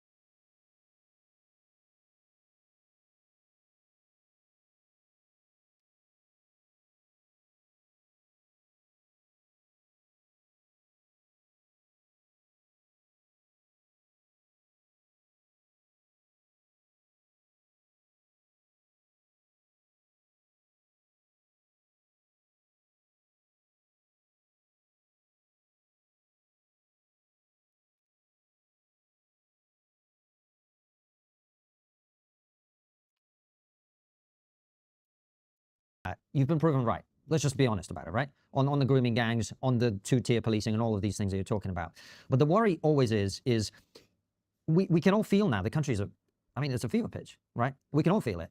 And the question for all of us is, what is it that we are amplifying? Where are we trying to take this? Do you know what I mean? So when people see you getting involved in all these physical altercations and fights and, you're standing next to some guy's been knocked out, the worry for a lot of people is, I might agree with what he's saying, but by pursuing this further, are we actually increasing the risk of a lot of violence? And that's a worry. I understand. Do you see what I'm saying? I totally understand. So people understand. If I hadn't had the upbringing I'd had, and I hadn't grown up basically off the streets of Luton, then the first punch in the nose I got and the first threat to my life, I'd have run away. And I never would have stood in the face of Islam. I never would have stood and continued saying no, no, no. Mm-hmm. Yeah? It was my upbringing that done that, and my background that done that. But there's not one single image of me or video of me being an aggressor. Yeah, I'm defending myself. So, for example, the incident last week, I'm not lucky enough to have a £500,000 security like Nigel Farage. Yeah, I challenged Nigel Farage to walk the country with no security and tell me you won't end up seeing him getting attacked. We've seen him get an egg on him even when he's got 20 security. Yeah, Well, go and walk through the towns I walk through. I walk everywhere on my own, lads. Yeah? Everywhere. So last week, as a perfect example, is I'd been out in London and I uploaded pictures. There were some lovely encounters with Muslim lads. Everything was good. I spent the whole day in London. I was at Parliament Square. I had Brian Rose podcast. I'm going about my business, and unfortunately, I've had to, for 15 years, I've been beaten unconscious in Essex. I've been beaten in Luton. I've had to sit my kids down. I remember my face was rearranged, absolutely rearranged. A car pulled over because I'd been getting jumped on the side of the street by a gang of Pakistanis. And the car driver said, when I woke up, if I didn't pull over, you'll be dead. Like, they're jumping on you non-stop. And then my face was out. I remember having to tell my kids, it was just before Christmas, my kids were only this big. So I said I got kicked in the face by Santa's reindeers. Yeah? So I remember having to sit these stories down. And for too long, I said, I'm not a punch bag. I'm not a punch bag. So, for example, last week, I wish I had security that could intervene and tell people to stand back and don't start on him. But for example, this gentleman, now, unfortunately, there's been time and time again where I've had the need to defend myself. And I'm not going to apologise for being a man either. Yeah, I will defend myself if I'm put. And for too many years, when I started the English Defence League, I realised, damn, the police want to get me. Prison's a dangerous place for me. And I sort of had my hands behind my back. Because how I would have reacted, and I had to change how I'd react. How I would have reacted as a young man in Luton with someone calling me a cunt, I'd probably have banged him out as a kid. Yeah? I probably wouldn't have tolerated that. Then I realised, well, I have to tolerate some abuse. Yeah. I've got one, and I learned very quickly to use my mouth rather than my hands. As I become this figure that has to tolerate people who have, and I don't blame even the gentleman last week. I don't blame him for having a hatred of me, yeah, because he has a hatred built of me. What happened, Tommy? What happened was I walked through the train station, and now I've seen the CCTV as well. Yeah, when I say this was the most scary week of my life, there's been an incident. I sent you the voice note, yeah. So I'm walking through, and what I now know is a gentleman steps off the train at St Pancras, so he's ready to leave St Pancras. I come into St Pancras, and I go to get my train. He sees me, and he beelines for me. He follows me, but he don't just follow me, he gets here in my face. Yeah, he's in my face, he's confronting me, telling me he'll end me, telling me how little I am, screaming at me. I mean, screaming at me, yeah, screaming at me. And I'm the whole time just going, mate, fuck off. And I do warn him multiple times. I said, look, and as I was watching, I'm paranoid anyway. I've just come out of 7 months in solitary confinement. Yeah, I'm pretty on edge. I remember for the last couple of months, I'm not myself anyway. I know that. Yeah, I know that. So I don't feel myself. Well, in fact, you did ask to postpone our interview one time because you didn't feel right. Because I don't feel right. Because I felt, and I remember going into London to see some a lady who was terminally ill. God bless her. She's died now. I remember going in to see her, and I was like, I'm ready to blow here. Yeah, and I'm ready to blow. But I've been sat in a cell for 7 months on my own, and then I've been thrown out. So I had all this. So I made a decision to take a back seat for 2 weeks. I took my son away, played paddle, walked daily, routine. I needed routine. I've got all this, but this gentleman comes up to me, he's aggressive, he's threatening, and what a lot of people, and I'm so relieved because as this has gone on, basically he follows me for 2 minutes and he's getting him away, and I'm trying to get around him, and I get away from him once, and he comes back after me again, and then I'll say to him, mate, if you come back in with my space, I'm going to defend myself, because in my mind he was just trying to get close enough to snake me. That's what I was thinking the whole time. I know what you're doing, but I know what you're doing, so I was trying to move back, and I get to the top of the escalators at the stairs, and he's following me. So now I think, well, he'll kick me downstairs. Yeah, I'm going down to a train. He'll kick me in front. And he was a big fella. If you look at him, he was a much bigger fella. It's not hard to be bigger than me, but he was a big fella. I then step back to let him go. So I go on, you fucking go. Yeah, you go down the stairs. But he doesn't go down the stairs. He gets to the top of the stairs and he turns on me. And at that point, this is the problem we have. At that point, let's just say there is a recording. Yeah, there is a recording that has exactly what he's saying. Yeah. Now the police are not probably aware of this. They don't have this, right? So there is a recording of exactly what he's saying. It makes very clear who the aggressor is. It makes very clear who's threatening who. Yeah. Now at this point, I just know, because things happen quick, don't they? Yeah. This has all happened quick to me. I know I've had to defend myself. He's ended up asleep on the floor. I've only hit him once. Yeah. I've pushed him, and then as he continued to come at me, the whole time I'm going backwards, but I couldn't really remember at the time or straight afterwards. So as soon as this has happened, he don't look in a good state. Yeah. I'm thinking, right, I'm on London Underground. I'm on my own. Crowds are going to come. this ain't going to be good. So I leave. As soon as I leave, I contact the police, which is the recording you would listen to. Contact the police and say, look, lads, this has happened. I've been walking, I've been accosted, I've been threatened, I've tried to get away multiple times. I had no option, right? I don't. Do you think I want to be out fighting? So I don't want to be. Well, I do though, Tommy. Yeah, do you? You're a football hooligan, right? No, I'm 42 years old. But do you see what I'm saying? I right? see what you're saying. Have you seen Trainspotting? No, I have years ago. But Do you remember there's a character in that called Begbie, right? Who's always starting fights. Yeah. And I don't know if this is true of you, but I'm going to be honest. From the outside, yeah. it does look a bit like that's your person. You like him, like. No, but I don't. Do you see what I'm saying? Do you know the feeling for me? I'm not big. Do you know the feeling for me? So when he come up here, I was startled, yeah? And there may be times when people watch me, yeah? Yeah. And I may seem confident, right? Because I have to seem confident. Of course. But at the same time, I'm shitting myself. Every time I go in jail, I'm shitting myself. Yeah? When I walk down the street sometimes and 4 lads stop, I'm thinking, for fuck's sake. But again, I've learned there's only one language people understand. Right. So there's only one language. But do you see? All I'm saying is the only reason I'm challenging you is I think you're someone. Look, 500 years ago, right? The country would be desperate for people like you, right? Because you'd be on the front line fighting some fucking war, right? You're a warrior. So when you say, I don't want to be fighting people, I don't believe it. Well, if I wanted to be fighting people, I could have a fight every day because people say things to me every day. I don't want to be fighting people, least of all a drunk idiot at a train station. All I wanted to do was get home. Now, what this developed into was the worst week of my life because obviously this happened at the train station. I've contacted the police, said, look, lads, what do you want from me? Let me know what I need to do. I'm up for an interview. I'm telling you, he was the aggressor. I've had to do this. Yeah, I contact the police with that. I then go home and then I'm seeing things develop. And blood transfusions, he didn't have blood transfusion. They made it look like he's dead. Have you ever seen forensic tents? Like forensic tents, full boiler suit officers. I'm thinking, oh, he's dead. He's dead. And then I'm thinking, Jesus Christ. And then I think, there's not going to be any CCTV. They're going to get rid of the CCTV. This is what I'm thinking, because I don't trust the system. I think they're going to get rid of the CCTV. They're going to get rid of it. And then I look and think, right, I know there's a recording of this last moment. I know there is. There's a recording. What do you mean? How do you know? Because there is a recording, yeah? There's a recording. We'll see if it goes to court because the recording get played. What I'm saying is the witnesses, because so the witness statements, am I allowed to talk about witnesses? I've got bad condition, I can't identify the witnesses, but the witnesses say stuff that didn't happen. And it's on the fucking recording, right? And guess what? The witnesses don't like me. Yeah? Don't like me. Even the police officer said after interview, do you think maybe their negative opinion of you is what's made them say this? Because when I get to the police interview, I've obviously contacted the police, and this is where it's all mad. The media are chasing me down. They're in gyms, they're at people's houses looking for me in Tenerife. I'm not on the run. They're telling everyone I'm on the run. I've been in contact with the police the whole time. I've told the police I'm coming back on Monday, because that was my flight booked was already come back on Monday. So I'm coming back into Manchester Monday. They say, can you come back into London? So I said, okay, I'll change my flight. I'll be on this flight going into Luton at this time. So I give them the details. I then turn up and there's police everywhere. And I'm thinking, well, I've arranged to meet you lads. And then they're like, you're surprised to see us? I said, well, I'm not surprised to see you because it's me that told you I'm here. Yeah? But when I get to the police interview, bearing in mind at this point, I've had to ring my kids on FaceTime, cry my eyes out, saying, kids, I'm gone. Yeah? I'm watching what's being said. I think they're going to remand me. A judge is just going to say, we'll put him in jail. I'll sit in jail now on solitary for a year. GBH 16 in it, me on. That's 10 to 12 year sentence. I think I'm going to spend 5, 6 years. I'm finished. My life's over. So for this week, I'm thinking my life's over because I've been accosted, threatened and attacked and I've had to defend myself. It's like, so when people say, there are images, there's an image of me in Hitchin. I don't know if you've seen the video where some young hooded Gambian migrants were coughing in an old couple's face. I don't know if you've seen this. They attack an old couple during COVID, give her a black eye. I'm with my kids. I get out of the car, I end up fighting for them. Yeah. So yeah, again, maybe if I was like 90% of the other men in England, I'd have drove off and pretended I didn't see it. Yeah. Maybe. And the same with threatening me. So if you're going to come up to me and threaten me and want to commit violence on me, I'm going to defend myself. I don't want to. Yeah. I don't want to. And when you say football violence, just so people understand again, so people understand the football element in it. Lads who go to football have usually got good jobs. They work 5 days a week. They're good people. They're working class men, but they don't mind a rival punch up with other lads. Yeah? It's not like they're out robbing people, out terrorising people, or 20 of them are jumping one person. If 20 lads started booting one lad at football, the other lads wouldn't let it happen. Yeah, they wouldn't let it happen. I know it sounds mad. I remember going to Bristol. We went to Bristol and there was 11 of us and 60 of them. This when I was probably 18 or something. There was a big fight on the bridge. One of our lads got knocked out. We've all had to give it legs. And then we've rung his phone and the Bristol lads have answered it. We said, we've got him here, he's in the pub with us, right? And I said, is he all right? They said, yeah, we'll drop him a meter. And they've dropped him off. So there's like... I see what you're saying. I guess the only reason I was challenging it is it hard. I'm not judging, Tommy, genuinely, but I'm just saying my honest opinion, right? And we can disagree about it. When you say you don't want to get in a fight, I'm like, Tommy, you spent most of your youth going to football to have a fight, and now you're sitting here saying you don't want to get in a fight. I don't want to get in a fight with random people walking down the street, and most of them, and I'll give you another example. There's a lad called Bob, yeah? So I'm out in Hitchin. Hitchin's lovely, by the way. Different world. And I realised there's places outside Luton when I was about here. I thought, Jesus, what I think's normal is not normal. Yeah. I thought growing up, this is normal. Yeah. This violence is normal. This is normal. Yeah. Everyone has aggression. If you look at someone, you might be in a fight.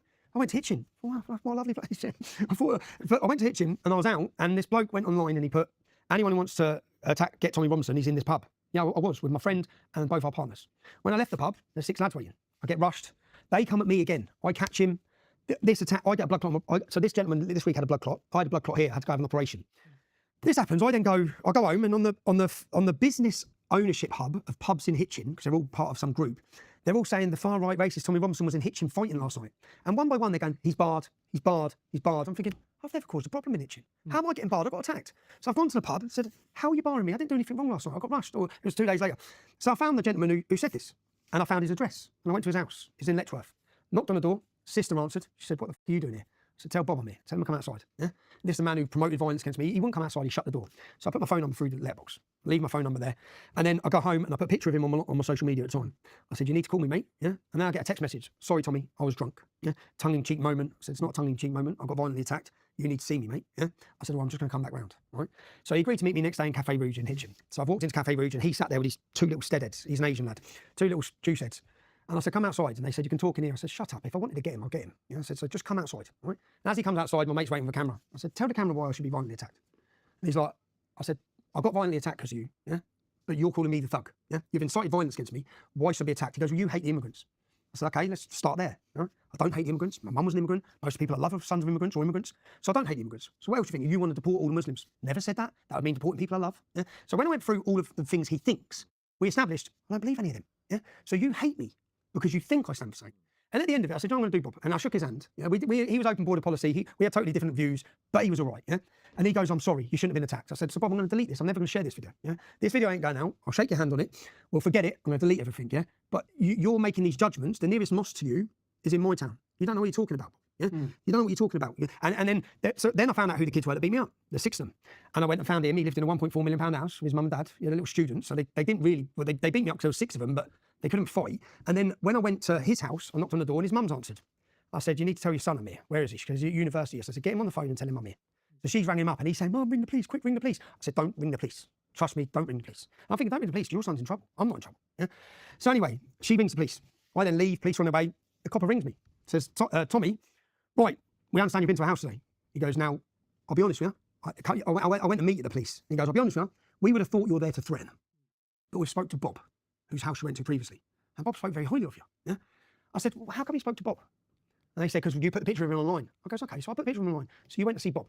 But you saw what he said then. So you saw that he incited violence, but you went still to see him as a victim. Well, I'm the victim. So you know I've been attacked by 6 men.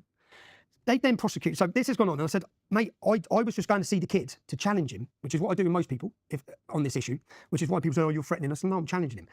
The police end up charging these kids. Now, this kid was a university student who's probably never been in trouble in his life. Yeah? And I didn't want him getting charged. And I said to the police, I don't want him to get done. Yeah? I wanted to have a conversation. And through that, one of his friend's boss rang me up, who was friends with my friend. I said, what's going on? I said, I don't want them to lose their careers. Yeah, I don't. Right? They're stupid. They've attacked me, but they need to learn a lesson. And then I didn't turn up at court, so the case got kicked down. But that is a prime example of when I went through this kid, the 6 kids that attacked me, they're all white. I went through their school group, all their photos, not a single non-white friend. If ever there's white privilege, it's them. Yeah. Yet they hate me from Luton when they have no idea what it's like. So they have no idea what it's like living there, and that's the majority of the problem. So even this gentleman who's confronted me at the train station this week, and it hasn't ended well for him, even him, I don't blame him. Because he's feeding off probably a narrative that you probably swallowed 10 years ago. He's racist, he's extreme, he's a Nazi. All the things the media told you. Now, why did the media tell you that? Because they didn't want to talk about the grooming gangs. They didn't want to talk about Islamic radicalization. They don't want to deal with these issues because these issues are their policy failures. They've failed. This issue that we're all worried about now, the reason why mums are out on the streets, the reason why there's protests outside the Migrants Hotel, is because of their failures. They've imported this problem into the country and they've tried to scare the hell out of everyone. And when I say the level of, we're talking about these grooming gang inquiries now, when I started the English Defence League, in the first 6 months I had 3 police raids. They fabricated charges. They put me under bail conditions. Bail conditions not to contact the English Defence League. The bail date, Yorkshire Police travelled down. And bearing in mind, Rotherham's in Yorkshire. Yorkshire Police travelled down to my mum's and my kid's house, raided them with machine guns. Yeah. Then gave me bail conditions for a criminal damage on a £30 door. They said, I was in a hotel. They said I damaged a £30 damage. And then the bail conditions was not to send an email, not to be in a group of 2 or more people with the English Defence League. My bail date was the same date I was due to talk about grooming in Yorkshire. Yeah. And I put in a complaint through the IPCC and said, this is all politically motivated. The reason for this arrest is fabricated. You've done it to stop me talking. It took 2 years for the results. They just accepted it all. Yeah, we did. But remember, at this time, No one was talking about grooming. No one knew about grooming. The police were still in full-on cover-up mode. If you look at who was in charge of Rotherham Police during the biggest scandal, which is 2006 to 2012 probably, the officer in charge of Rotherham Police is now in charge of counter-terrorism. I face counter-terrorism trial next month in October. It's like everyone who had dirty hands. It's why Labour can't allow this inquiry. Because every councillor in Labour or worker within the council who was in charge 15 years ago or during the height of this scandal, they've all rose to the top. Tommy, when you look back at some of your behaviour, do you think that it's tarnished your message? I think that my behaviour was impossible. Like, as a young man walking down the street, I'll tell anyone, try and talk about Islam. I think Cyber Khan, was it Cyber Khan? I was on a chat show with her and they're all attacking me. And I was trying to talk about grooming. This is 2010. Yeah. And they're all screaming at me that I'm a racist. And all I kept saying is, what have I said that's racist? Yeah. Like, there's not one thing I've ever said that's racist. Why are you shutting down this debate?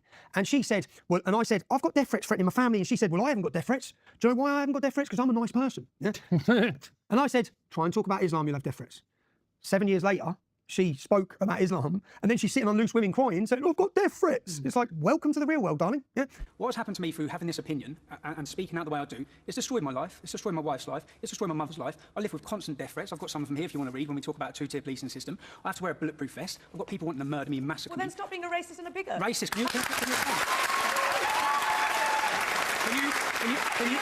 Can you please explain one thing I've ever said? I am a British citizen. I was born in this country, and I do not spout off rubbish like you do. No, what am I saying that's rubbish? I haven't got death threats. You know why? It's because I'm a nice person. Please explain. I want harmony in this country. If you talk against Islam, you'll have death threats. In this culture, it's even more taboo because once you bring shame to your family, that's it. You know, the consequences are you could be killed, you could be ostracised, and literally you just, you know, the whole family splits up. When I came on here to talk about what happened to me, it was a family member. It took me years to come out and say it, and I just did it spontaneously on Loose Women.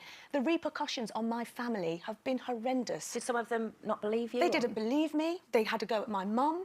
You know, it went all the way back to Pakistan and the family there. So, look... Which illustrates perfectly why, as a 13-year-old or whatever, you wouldn't come out and say something. Absolutely wouldn't. So when they talk about my behaviour, I don't think I understand people's questioning of the tactics of the English Defence League or the aggressive street presence of the English Defence League, but without the English Defence League, we still won't have a conversation about it. But it's not just the English Defence League, Tommy. So, for instance, when I think it was in Leeds Crown Court, where you breached a court order, where you're recording those. Again, I didn't breach a court order. So let me tell you what. Okay, you tell me, and then we'll talk about it. So I did breach the law in Canterbury Court. Yeah? So basically, I read this story. I got contacted by people in Canterbury who said that Muslims running a takeaway. A young 14-year-old girl was drunk. She got lost. She went in and asked for directions. They took her upstairs on a mattress and 6 of them, one by one. All of their DNA was found, and they're all out on bail. One of them has skipped and gone to Italy. They changed the name of the shop and reopened the shop. Yeah? So I was thinking, well, that can't really have happened. Yeah. So I've gone down there. I've gone down to Canterbury. I've stood and watched the shop. I've looked at the ownership, looked at the change of name, thinking, that's still the shop. That's still the same people. As I've done that, kids are walking past, going in the shop. So I went up to people and said, do you know what these men have done in this shop? I was like, what? No. I'm thinking, well, people need to know. Yeah? So then I thought, well, I'm going to get them in. I'm going to get a picture of them. So I went outside Canterbury Court because the men were starting their first day of trial. Yeah. So I went outside Canterbury Court and they were already in court. Now, I didn't know at this time that you cannot film on court property. So if you stand on the court steps and film, which is what I've done, I filmed myself, the judge let the men use a back exit. So the judge protected the alleged paedophiles, alleged they got 25 years in the end. Yeah? One of them never got... But so at this point, I went home after that video. Yeah? You say protect, Tommy, but isn't that part of what the judge should have done for that case? I think what the judge should have done, when they had 6 DNA matches on 6 paedophiles with a young English child, they should have been in jail on remand, but they weren't. They were walking the streets, they were still a danger to the community, and someone needed to warn the community. Yeah. So that's what I went to do. Now, the next morning, at 6 in the morning, boom, my door goes through, and I'm dragged down to Canterbury Court before the same judge. Yeah. Who, bear in mind, again, it's pretty embarrassing for the judge. She's let these out on bail. They shouldn't be out on bail. So then I'm before the judge and she gives me a 3-month suspended sentence, yeah, because I breached the law by filming myself on court property. Now, after this, have you heard of Kingsley Napoli? No. They're one of London's leading law firms.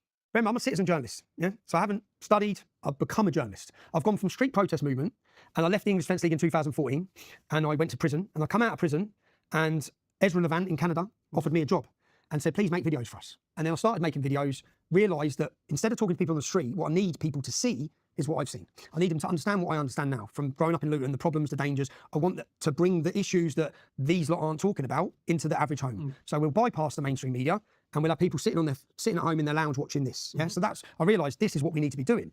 So I become a citizen journalist and I didn't know the laws. So I paid myself to go on a course with Kingsley Napoli where they taught me you cannot assume guilt. I didn't know all this, yeah? You can't say he's a paedophile, yeah? Yeah. It's an allegation.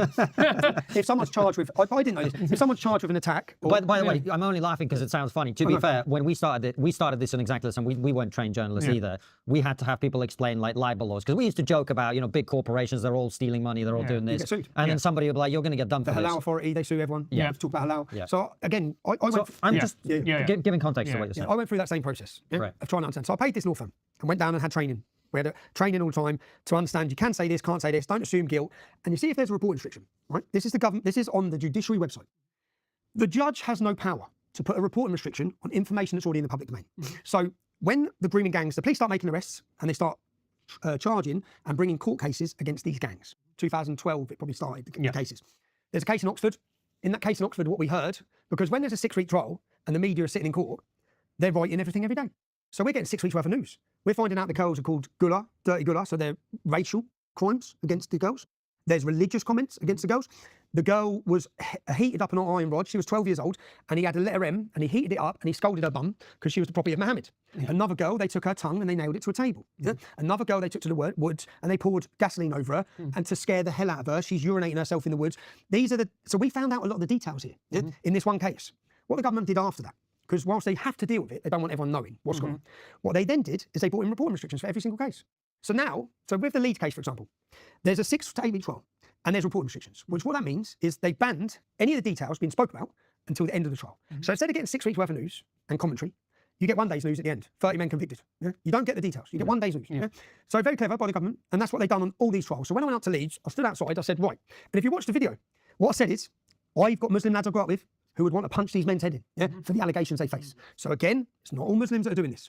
But there's a problem here, and I gave the facts of the case that were already in the public domain. Bearing in mind I'd looked at this gang, I knew what chicken shops they were working in, I knew they were still in contact with kids, I didn't let on any of that.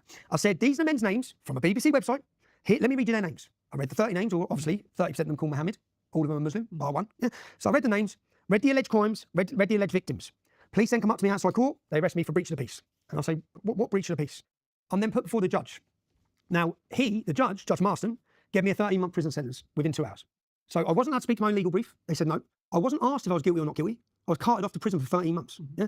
And then 2 hours later, my car's still outside the court. I've gone to work. I'm a journalist. I've gone to work. Yeah? But before I've done that, I also know the rules of court are if there's a reporting restriction, it has to be on the door and it has to be on the screen. So I went into court, I took a picture of the door, I took a picture of the screen. Yeah? I kept those pictures, I produced them in court. Yeah? There was no reporting restriction, knowledge, but I believed there was a reporting restriction. So I still stuck to the guidelines of if there was a reporting restriction. So I didn't mention anything other than what the judge has no power to limit. So originally, the allegation was I breached a reporting restriction. Yeah? So they locked me up for 13 months, tell the whole country I pled guilty. I'm sitting watching, I'm in jail. I'm transferred from, I'm put in HMP Hull, 13 months. When he put me in jail that day, he let all the, we can now call them paedophiles because they're all convicted. He let them go home. One of them packed his suitcase and has never faced justice. He was more worried about me than he was about the paedophile. Yeah? So they've all gone to prison. I'm in jail. 10 to 11 weeks. I get moved from HMP Hull, which has a 4-5% Muslim population where I was okay, to HMP Onley, which has a 33% Muslim population. Now, this was a damaging sentence for me, and it was damaging for my mental health. It changed me as a person. I went into jail one person and come out another because I spent 11 weeks on solitary confinement with no food, no one to contact because I couldn't eat the food because it's by Muslim. I had 5 tins of tuna. That got me for a week. 5 tins of tuna was all I had. So I went through all this. During that prison sentence, they played so many games. They come to my cell and said, where's your wife? I said, I don't even get a phone. I get a phone call at lunchtime, yeah? My wife works in a school. My kids are at school. So I only got to speak at a weekend. So I'm sat in this cell all day. What do you mean, where's my wife? Well, there's intelligence she's going to be attacked with acid. And then they shut the door. And that will drive you mad, yeah? And they knocked on my wife's door, they knocked on my mum's door, giving them all these intelligence. I'm in there, I get 13 months. And after 11 weeks, it goes to the High Court of London, where we find out, not my words again, the entire process was flawed. Judge Marston had done nothing that he was supposed to have done. I wasn't asked to plead guilty or not guilty. I wasn't given time to prepare anything. So I'm released from prison. Now, the story they went with was that I breached a reporting restriction. They then had to change that, yeah? Because I'm released from prison, I'm let go, I walk out, and at this point, 660,000 people signed a petition demanding my release. 30,000 people marched on Parliament. When I come out of prison, the government were doing government-funded questionnaires on social media about people's views of me. So they were obviously worried, saying his popularity's grown from this case. There was a Free Tommy movement worldwide. Gert Wilders flew into London, spoke at a demonstration. He's now won the election in Holland. A congressman, Paul Gosar, flew in from America and spoke at the same event, saying, release him now, this is outrageous, he's a journalist. Americans can't understand the reporting restriction thing, because rather than limit the public in America, they just limit the jury, they put them in hotels. They let the public know everything, you can watch live cases. But this all happens, I'm released from prison. I then find out when I'm released that there's a documentary being made by Panorama called To Take Me Down. Yes. Have you watched Panodrama? Yep. What a work of art it was, eh? So, so I then find out they're doing a documentary against me. I send someone undercover into them. So when I send someone undercover into them, at this same point, the government have took this case back to the Old Bailey. Now, when it goes to the Old Bailey, now I've got a chance to defend myself. I produced the pictures that show there was no reporting restriction. I produced the judiciary guidance on their own website that the judge has no power to limit anything that's already in the public domain. I produce all of this. It goes before the head judge, and he kicks it back to the government and lets me go. There's a video of me coming out of court. We're all singing. It's great. It gets kicked back to the government. The case is gone. Yeah. I then produced a documentary called Panodrama, where I exposed that Panorama was being used. It basically had the head of Panorama sitting down, telling people what to say in an interview, making agreements and deals with people, making sexual allegations against me. If this documentary would have gone out, it would have finished me. I'd be finished, yeah? Maybe that's what's happening with Russell Brand, who knows? Maybe it's what's happening with other people, who knows? I don't trust anything anymore, yeah? But Panorama, I produce a counter documentary to it, which ends their documentary, and I produce it and release it online. It has 2 million views in 48 hours. From this, I'm deleted off of every social media, and the Attorney General re-prosecutes me for the offence that's gone. Yeah? I'm taken back to court. Do you know what they've done? The head judge of the Old Bailey who removed it, and you can look this up, the head judge of the Old Bailey who said no and sent it back to the government, they removed him and they replaced him with the first ever head female judge, Dame Victoria Sharp. I then go before Dame Victoria Sharp, yeah? And this is, I should do a documentary about it to show people what happened. When I'm outside Leeds Crown Court, what I said on my video is I said to the media, to the journalists who have harassed me, even this week harassing me, flying to Tenerife, you're always flying to my holidays. I said, instead of harassing me, why don't you harass these men? They've 100 kids. Why aren't you at their businesses? Why aren't you taking pictures of their families instead of targeting me? I said, so don't harass me, harass them. But it's very clear if you watch the context of the video that I'm talking to the media. Dame Victoria Sharp cuts that video and says that I caused fear, alarm to the Muslim paedophiles as they walked into court. Because I asked... To be fair, Tommy, because I know people in that courtroom, they also said, then these were the people who were just involved in the case, but not the Muslim paedophiles. They were scared because there was an element of the crowd that looked pretty menacing. No, not on my case, it was just me. My first case, it was just me. Yeah. So my first case, as they walked into court, all I said to them, very calmly, how'd you feel about your verdict? And he said, "F you, your mum." Okay, not a surprise for me, hearing that from you, but that's it, yeah? It's like, okay, so... I mean, that's one way to incriminate That's what you call a credible threat right there, right? So all I asked was that, as a journalist. Yeah, all I asked was that. So when Dame Victoria Sharp has me in court, what I done is, as I walked into court and all the journalists, a whole scrum of them come around me, I just showed her the video. I said, well, what's the difference? Because look what they just done to me. Yeah. That's all I've done to them. So if I made them feel unsafe, they've made me feel unsafe, no? Right? But this is where they can show me the man, I'll find the crime. Yeah? All right, we're getting into the weeds here. Listen, let's talk about what we're actually they sent me back to jail for that, for causing alarm and distress to the Muslim paedophiles. They gave me another 10 months. So I spent time in solitary. They sent me back into Belmarsh for a crime I've already sent jail for, and they deplatformed me. I was deleted off YouTube, deleted off Facebook, made a dangerous person. The reason, and the point of this is all because I exposed the BBC. All because I made a documentary. Watch it, Panodrama at trfilms.co.uk. All my documentaries are there. I'm not just saying it. My journalism and investigative journalism, I think it's the best in the country. Okay, so go for it. Do you want to? Well, I'm the best. Did you know that saffron has been shown in human studies to help you fall asleep faster, stay asleep longer? The only thing you have this conversation properly, right?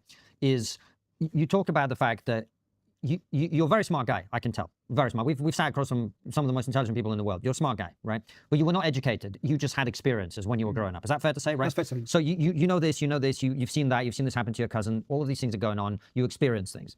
But then, and this is where I really want to hear your opinion, right? Is you started to actually study. You started to look at Islam. You read the Quran. You tried to understand the scriptural part of all of this, right? And this is really where I think a lot of the conversation is now at, which is about Islam and the West, compatibility. Why is it that things are becoming more tense? Why is it that thing you talk about, how when Muslims fight non-Muslims, even your Muslim friends will join them rather than you, right? So what is it that you've learned and what is it that you believe about Islam? Can you explain that part to people? Yeah, so 2010, it's a crime. 2010, I'm in jail. I'm doing 22 weeks of solitary confinement at that point. Yeah. For what? For illegally entering America. Right, Stupid move. Yeah. Do you know what it was? I'll tell you the truth. I sort of like lived my life where I think if you worry about consequence, you're never going to bring about change. And I wanted change. Yeah. So I felt at that time in 2000, I went to America 2009 or 10. I was detained at JFK and deported. And I thought, no, I've got an important message to give America. And so I went again on a friend's passport. I got in, I got in.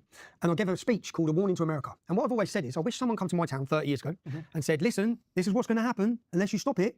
So I went to America, knowing what I was doing was wrong, knowing it was risky. I thought I'd end up in jail in America. But I didn't. I got detained here when I got back.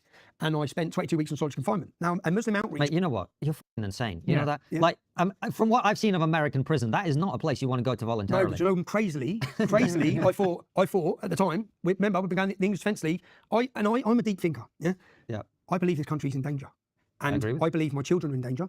And I believe the enjoyment and freedoms we've all had are going to be eroded and taken, and the kids won't have them. And this is far bigger than me or my kids. This is about a generation of our kids. And I believe that. And I believed it since growing up. I agree with So you. when this was starting, What do you mean by freedoms, by the way? I mean that the ability to speak, because they just curtail and suppress, and it suits the government as well. So they create the problem a lot of the time, which they're doing. And I think maybe I've played my part in that role where they want us all clashing with each other. Because as we're clashing with each other, we're not looking at them. And they want everyone separated into gay, straight, black, white, BLM, this group, that group. You're all warring with each other. And whilst you're warring with each other, they're implementing so many laws that you're not even listening about. And all those laws are going to curtail and prohibit your speech and your ability to even have discussions on any of these issues. And the reason being that most of the issues are coming from the government. It's their failure. It's all their problems. I don't blame Muslims for coming here. I don't blame Muslims in the UK for wanting Sharia law because this tells them to want it. So I don't blame them. Well, let's come back to that, Come back right? to that. So you go to America, you because you thought you had an important message. Yep. I spent 2 days in New York. If I knew I was going to do 22 weeks in solitary confinement, I'd spent a few months touring, wouldn't I? Yeah. I spent 2 days. I got 22 weeks in solitary. Whilst I'm in there, I get sent a Quran by Muslims, and to try and convert me. So I take the Quran. I think, right, I've got a lot of time on my hands here. Let's have a look at this book. Right? Now, I don't know how many people know this, but the Quran is not in chronological order. I didn't know this. So one thing Muhammad says one day is next to something he says 20 years later. So for you to try and, any of us to try and make sense, it's like what the Christians used to do. They wanted everyone illiterate so they could control the population. Yeah? The Quran is like an encrypted war manual that you can't make sense of. Yeah? And it's important that you can make sense of it because abrogation in Islam means whatever Muhammad says late in his life supersedes what he says earlier. So if there's two contradictory verses, if he says love the Jews and then later he says kill the Jews, then which one did he say later? Yeah? This one matters. This prohibits this one. So they give me the Quran. And then I thought, right, let me make a few points here. Do not be friends with Christians or Jews. And I challenge anyone to do this. Pick up a Quran and go through and make reference to the verses that tell you not to be friends with Christians or Jews. And I started writing these verses and I had pages of them. And I was like, it was like a jigsaw just fell into place. Everything I've seen growing up, the Muslim playground, the Muslim dinner table, the friends who side with them, well, they're taught from a little age. Supremacy, they're taught not to be friends with us. They can't be friends with us. 70% of this book talks about us, how they need to treat us. So as I'm reading it, I started making sense of it. And that was and I didn't stop after that, if I'm honest. I didn't stop learning. And then when I got out of jail, I thought, right, many people watching this probably just think Jesus is like Muhammad. Muhammad is like Jesus. Two prophets, two alleged prophets. Right. They're nothing like each other because I took the biography of Muhammad by Ibn Ishaq. So I like to go to the sources, the most recognised and renowned sources in the Islamic world. So again, not Tommy Robinson's opinion. This is not my story. This is the Islamic scholars of history, the best ones there are, of their life of Muhammad. So I started reading the life of Muhammad. And I read it. The Jewish tribe surrender. And this is why it's important, so people understand how important scripture is. Do you remember the Peshawar school attacks? I don't know. In Pakistan. So the Taliban, or Al-Qaeda, one of the two, they attacked a school and there was outrage about it. But what they did when they attacked schools, they pulled the pants down of all the kids. And anyone who started puberty was killed and beheaded. And anyone who hadn't was sacrificed as war booty, yeah? Well, that's exactly what Muhammad did. This is why the scripture is important. So the Jewish tribe surrender. Now, when they surrender, Muhammad tortures Kanana, he's the leader of the Jewish tribe, setting fire to his stomach to rob his gold. What sort of prophet is this? I'm thinking, what sort of man is this? Jesus says, turn the other cheek. Muhammad's torturing and burning people and robbing them, yeah? So he's robbing them. And then after robbing them, he takes that night, Sophia, so any Muslims, and when I have this conversation with Muslims, they don't even know about this, half of them. Yeah? I said, he took the man's wife that night and married her. Now, here's the two different worldviews. I see that as raping the man's wife that night. Other Muslims have said, well, no, he saved her from a life of slavery, from all the other men raping her, because he took her. He was actually really good because he saved her. It's like, what? But anyway, he beheads these people, he does this, and I started going through his life. And he walks past another Muslim at another point, and this is all in scripture, and he says, have you derobed her? He's on about another slave. I said, no, give her here. So then I started understanding, and I started finding verses in here, there's 4, that say, outside of the 4 wives, what Muhammad tells you is you can take non-Muslim women as sexual slaves, yeah? And you're one of the verses says you're actually blameless. So I think, well, Rotherham, Telford, all these towns and cities, are they taking non-Muslim women as sexual slaves? Now, this is not confusing. Boko Haram's leader, when they took the girls in Nigeria, come out and said, Muhammad has commanded us to do this. Well, he has. Read the scripture. Yeah? Al-Qaeda, ISIS, what did they do to the Yazidi? This is not made up. There's not 30, 40 different terrorist groups all singing off the same hymn sheet. Yeah, this is a problem. And again, it's great that the majority of Muslims don't read this and take it literally. That's great. But the problem's coming from this. And I tried to have this conversation with Piers Morgan. We'll get on to him. I tried to have this conversation. So what I've done, so as I learned more, I then learned about Islam, I learned about Muhammad. I think we need to understand who Muhammad was. Yeah? If we've got 4 million British Muslims now who think Muhammad was perfect, and Muhammad married a 6-year-old girl when she was 9, we're going to have a problem. If Muhammad beheaded and took sexual slaves, we're going to have a problem. If Muhammad taught all this, in the Quran, 7% of Mein Kampf is Jew hatred. 7%, 11% of that book. Mein Kampf is banned. This isn't banned. This is taught across the whole country. Now, you're not even allowed to have this conversation. And the Labour Well, you are. Yeah. We're having this conversation. We're having it, but Labour government want to bring in Islamophobia laws that would prevent us even having this conversation. Yep. Yeah. And you say you're allowed it. We've come a long way. You are now. Yeah. This is fair. Look, this is why I wanted to ask you about this, Tommy, because I don't know exactly what I think about it. I just want to hear your opinion because you've been talking about this for a very long time. And I think you have been, I was going to say demonized, and I think it's probably the correct term. You have been demonized for talking about it. But I also think as the nature of what has been happening in this country is coming out, that I know, just speaking to lots of people, that these are people. That's a big boy. We're gonna get it. Come here, bitch.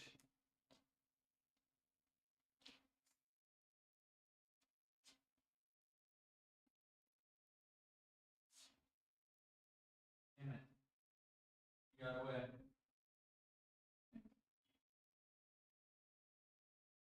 Freaking giant. Whoa. Whoa. Sorry about that. Sorry about that. Hold on. I had to kill a big ass mosquito. Who are not going to be on the streets in a riot. These are people who are sitting in TV studios and they're doing, you know, comedy and they're doing journalism and they're doing politics and none of them will ever say anything publicly. But there are a lot of people now who are going, you know what, Tommy's been saying a lot of things that have been proven correct. So that's just where we're at. People can pretend that's not happening. That is what's happening, right?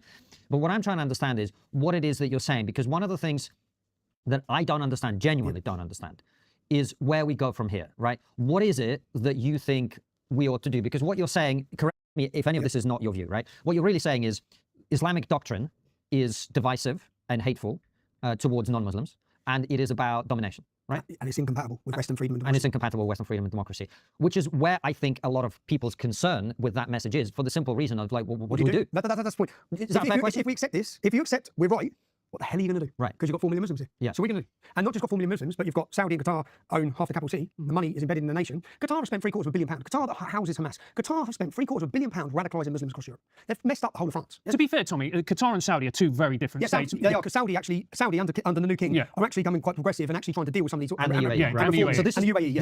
this is another part of the discussion, which is really, I think, really important. And you keep saying that, and I think it's important to emphasize. I've come back from Uzbekistan a couple of months ago, and I grew up in Uzbekistan, Soviet Muslim country, right? They don't have a problem with this shit. They don't have grooming gangs. They don't have extremists. The extremists they have all leave because they make life intolerable for them, right? UAE, Saudi Arabia, a lot of Muslim countries are actually much better at dealing with Islamic extremism than we are, right? Yeah, there's a reason for that as well. There's a reason for that. So UAE, Saudi, they ban all these extremist groups. Muslim Brotherhood not allowed to operate. We actually give home to these groups because it supported British foreign policy. With the war in Afghanistan, with the Soviet, we wanted a Mujahideen. Yeah. We funded the Mujahideen. The Americans did. The Americans and us. Yeah. We give home to their leaders in Europe. We allowed them to grow, foster, and all of a sudden, Boris Johnson put it on here. Says Boris Johnson, remember this is Boris Johnson before 7/7. Yeah? Remember what it says in the Holy Quran. Slay the unbelievers wherever you can find them. We will perform jihad against the kuffar, the unbelievers. That was in Boris Johnson's book, 72 Virgins. So he knows what Islam is. Right. But then when he comes in power, he totally pretends he doesn't. He fully gets it. Yeah? And why did he do that? So there's many that understand it. Boris Johnson's one of them, yeah, but he's a coward, and he took a different line. So when we say what we're going to do, and most of these countries come down hard, but we didn't. We give home. The Muslim Brotherhood have got offices in our capital cities. It's like they wouldn't be allowed to operate in the UAE or Saudi Arabia. No. Now Saudi Arabia understand that you can't give any homage to Hezbollah, Hamas, these terrorist groups, and that look at what's happening in Iran. But I think most people in our country need to understand how quickly a country can change. Look what happened to Iran under the Ayatollah. Look at the Islamic Revolution. They went from freedom-loving Women walking around miniskirts. and I remember there's videos of them laughing in halls when they say women will have to wear a hijab. Well, now you get killed if you don't. Yeah? And that happened quick. So the question always is, What do we do? What do we do? Because as you say, there are lots of Muslims in this country who are great. Like the stereotypical grooming gang perpetrator is like a taxi driver, right? I've said this before. The taxi driver that drives my wife and son around when they need to go somewhere is an Afghan man. I would trust no one more than him to take care of my wife and son because they're really good people, middle-class family, wonderful people, right? So there are millions of Muslims in this country actually who are not in any way a threat or a problem, right? Is that fair? That's fair, but there's millions that are. Here's the problem. I don't know. Well, you think there's millions of Muslims? 23% want Sharia law in the country. It's well over 1 million that are a problem. They need to leave. Okay. I would say how much of this is culture? Like we know, for instance, with the grooming gangs, the vast majority of them come from a very specific region in Pakistan and Kashmir. So how much of that is a cultural issue and how much of that is Islam? Because we also need to separate that. Well, there's lots of Sikhs in this country who come from Kashmir. They're not raping kids. But there's also Omanis and Saudis in this country who are not raping kids No, either. they're not. But if you look at the gangs, and I've done the demographics of the gangs, Somali, Afghani, Iraqi, yes, the vast majority are Pakistani, the vast majority, because the vast majority of Muslims in the UK are Pakistani. That's it. Now, if we look at, it's Moroccans who are doing it in Holland. There was a film called Loverboy created in 2007, and our pathetic country didn't allow it to be played in our schools. They clamped down because it was racist, yeah? Now, that film was an educational film to be played to children to educate them on the Loverboy techniques. Grooming, right? 2007, how many kids could have been saved? But because of racism, and if we just rewind a little bit, just to make one clarification. When I set up the English Defence League, as a street protest movement on the street, what would you want? Because we had a lesbian and gay division, we had a Jewish division, we had a Hindu division. We made it very clear of who we were and what our mission statement was. Do you know the Scotland Yard have a Metropolitan Domestic Extremism Unit? And the head of that unit come out and made a statement saying the English Defence League are far right. So although everyone now believes the English Defence League was a far right movement, that's because the media told you 10,000 times it was far right. So it becomes far right, same as me. Yep. But it wasn't. Yeah? There were problems with it. It attracted the brave and the strange and the dangerous at times. But fast forward to where we are, what do we do if you accept this problem and that's this where the government just buried their head? And what do we do? Well, you need to start addressing it. You really need to address it. And what we're seeing now, the swing across the whole of Europe, I've been saying it for years. When the cat's out of the bag, which it is now, the bubble's burst, the dam's broke. Yeah, the country's awake. Everyone can see it. It's not. This ain't going away. Yeah. So to keep on what Keir Starmer tried to do after the riots after Southport, which again people talk about, like you said, there was a worry about me because there's an element of violence at times. That's just me defending myself. If you listen to my message, do you know after Lee Rigby's attack, after Lee Rigby beheaded someone, I stood to 10,000 English Defence League supporters in Newcastle. My speech said, there's 600 Muslims serving in the British Armed Forces. They're doing a hell of a lot more for this country than we are. Yeah?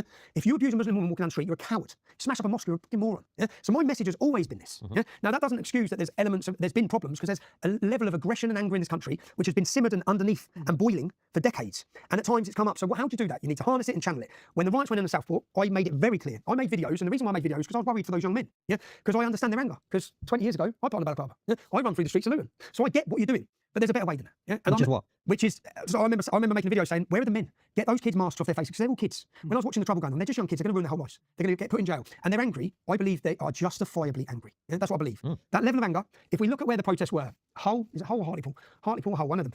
A Muslim man in the hotel left the hotel and stabbed a pensioner to death for Gaza. Yeah? Don't even know if people know about this. Yeah? In a terrorist attack. He was in the hotel. There was trouble outside that hotel during the riots. Of course there was. There was trouble outside the hotel in Tamworth during the riots because Mohammed left the hotel and raped an English woman who was walking home. Of course there was. In the last, there's been 8 Muslim migrants in hotels who have raped women. There's been 25 sexually assaults against kids from migrants in hotels. This week there's been a 12-year-old two men, Afghanis. There's been the attack in Warwickshire. There's been the sexual assault in Epping. And I challenge anyone to do this. Some of those cases, we have to say for your benefit, Tommy, allegedly. I wouldn't like you to go to prison for something you said on here. Just for people who don't understand British libel law, you have to say that until someone's been found proven guilty. Yeah. Right. But even there's been do you know Afghan? They put Libyan forces in a military base. They raped 2 men. They make 2 men. Yeah. Now, so all this is going on, right? We know it's going on. Everyone who lives in these towns and cities knows it's going on. The difference is this used to be confined to Luton, right? And towns like Luton. Yeah. Not anymore. It's in your village. So just. There's a lot of the stuff you've just mentioned there that we've talked about ad nauseum on the show, a lot, right? As you know, I'm first-generation immigrant myself. I think illegal immigration is completely unacceptable and just shouldn't be happening. There shouldn't be boats coming over the channel. They should be turned around and taken back to France. Like, none of this should be happening.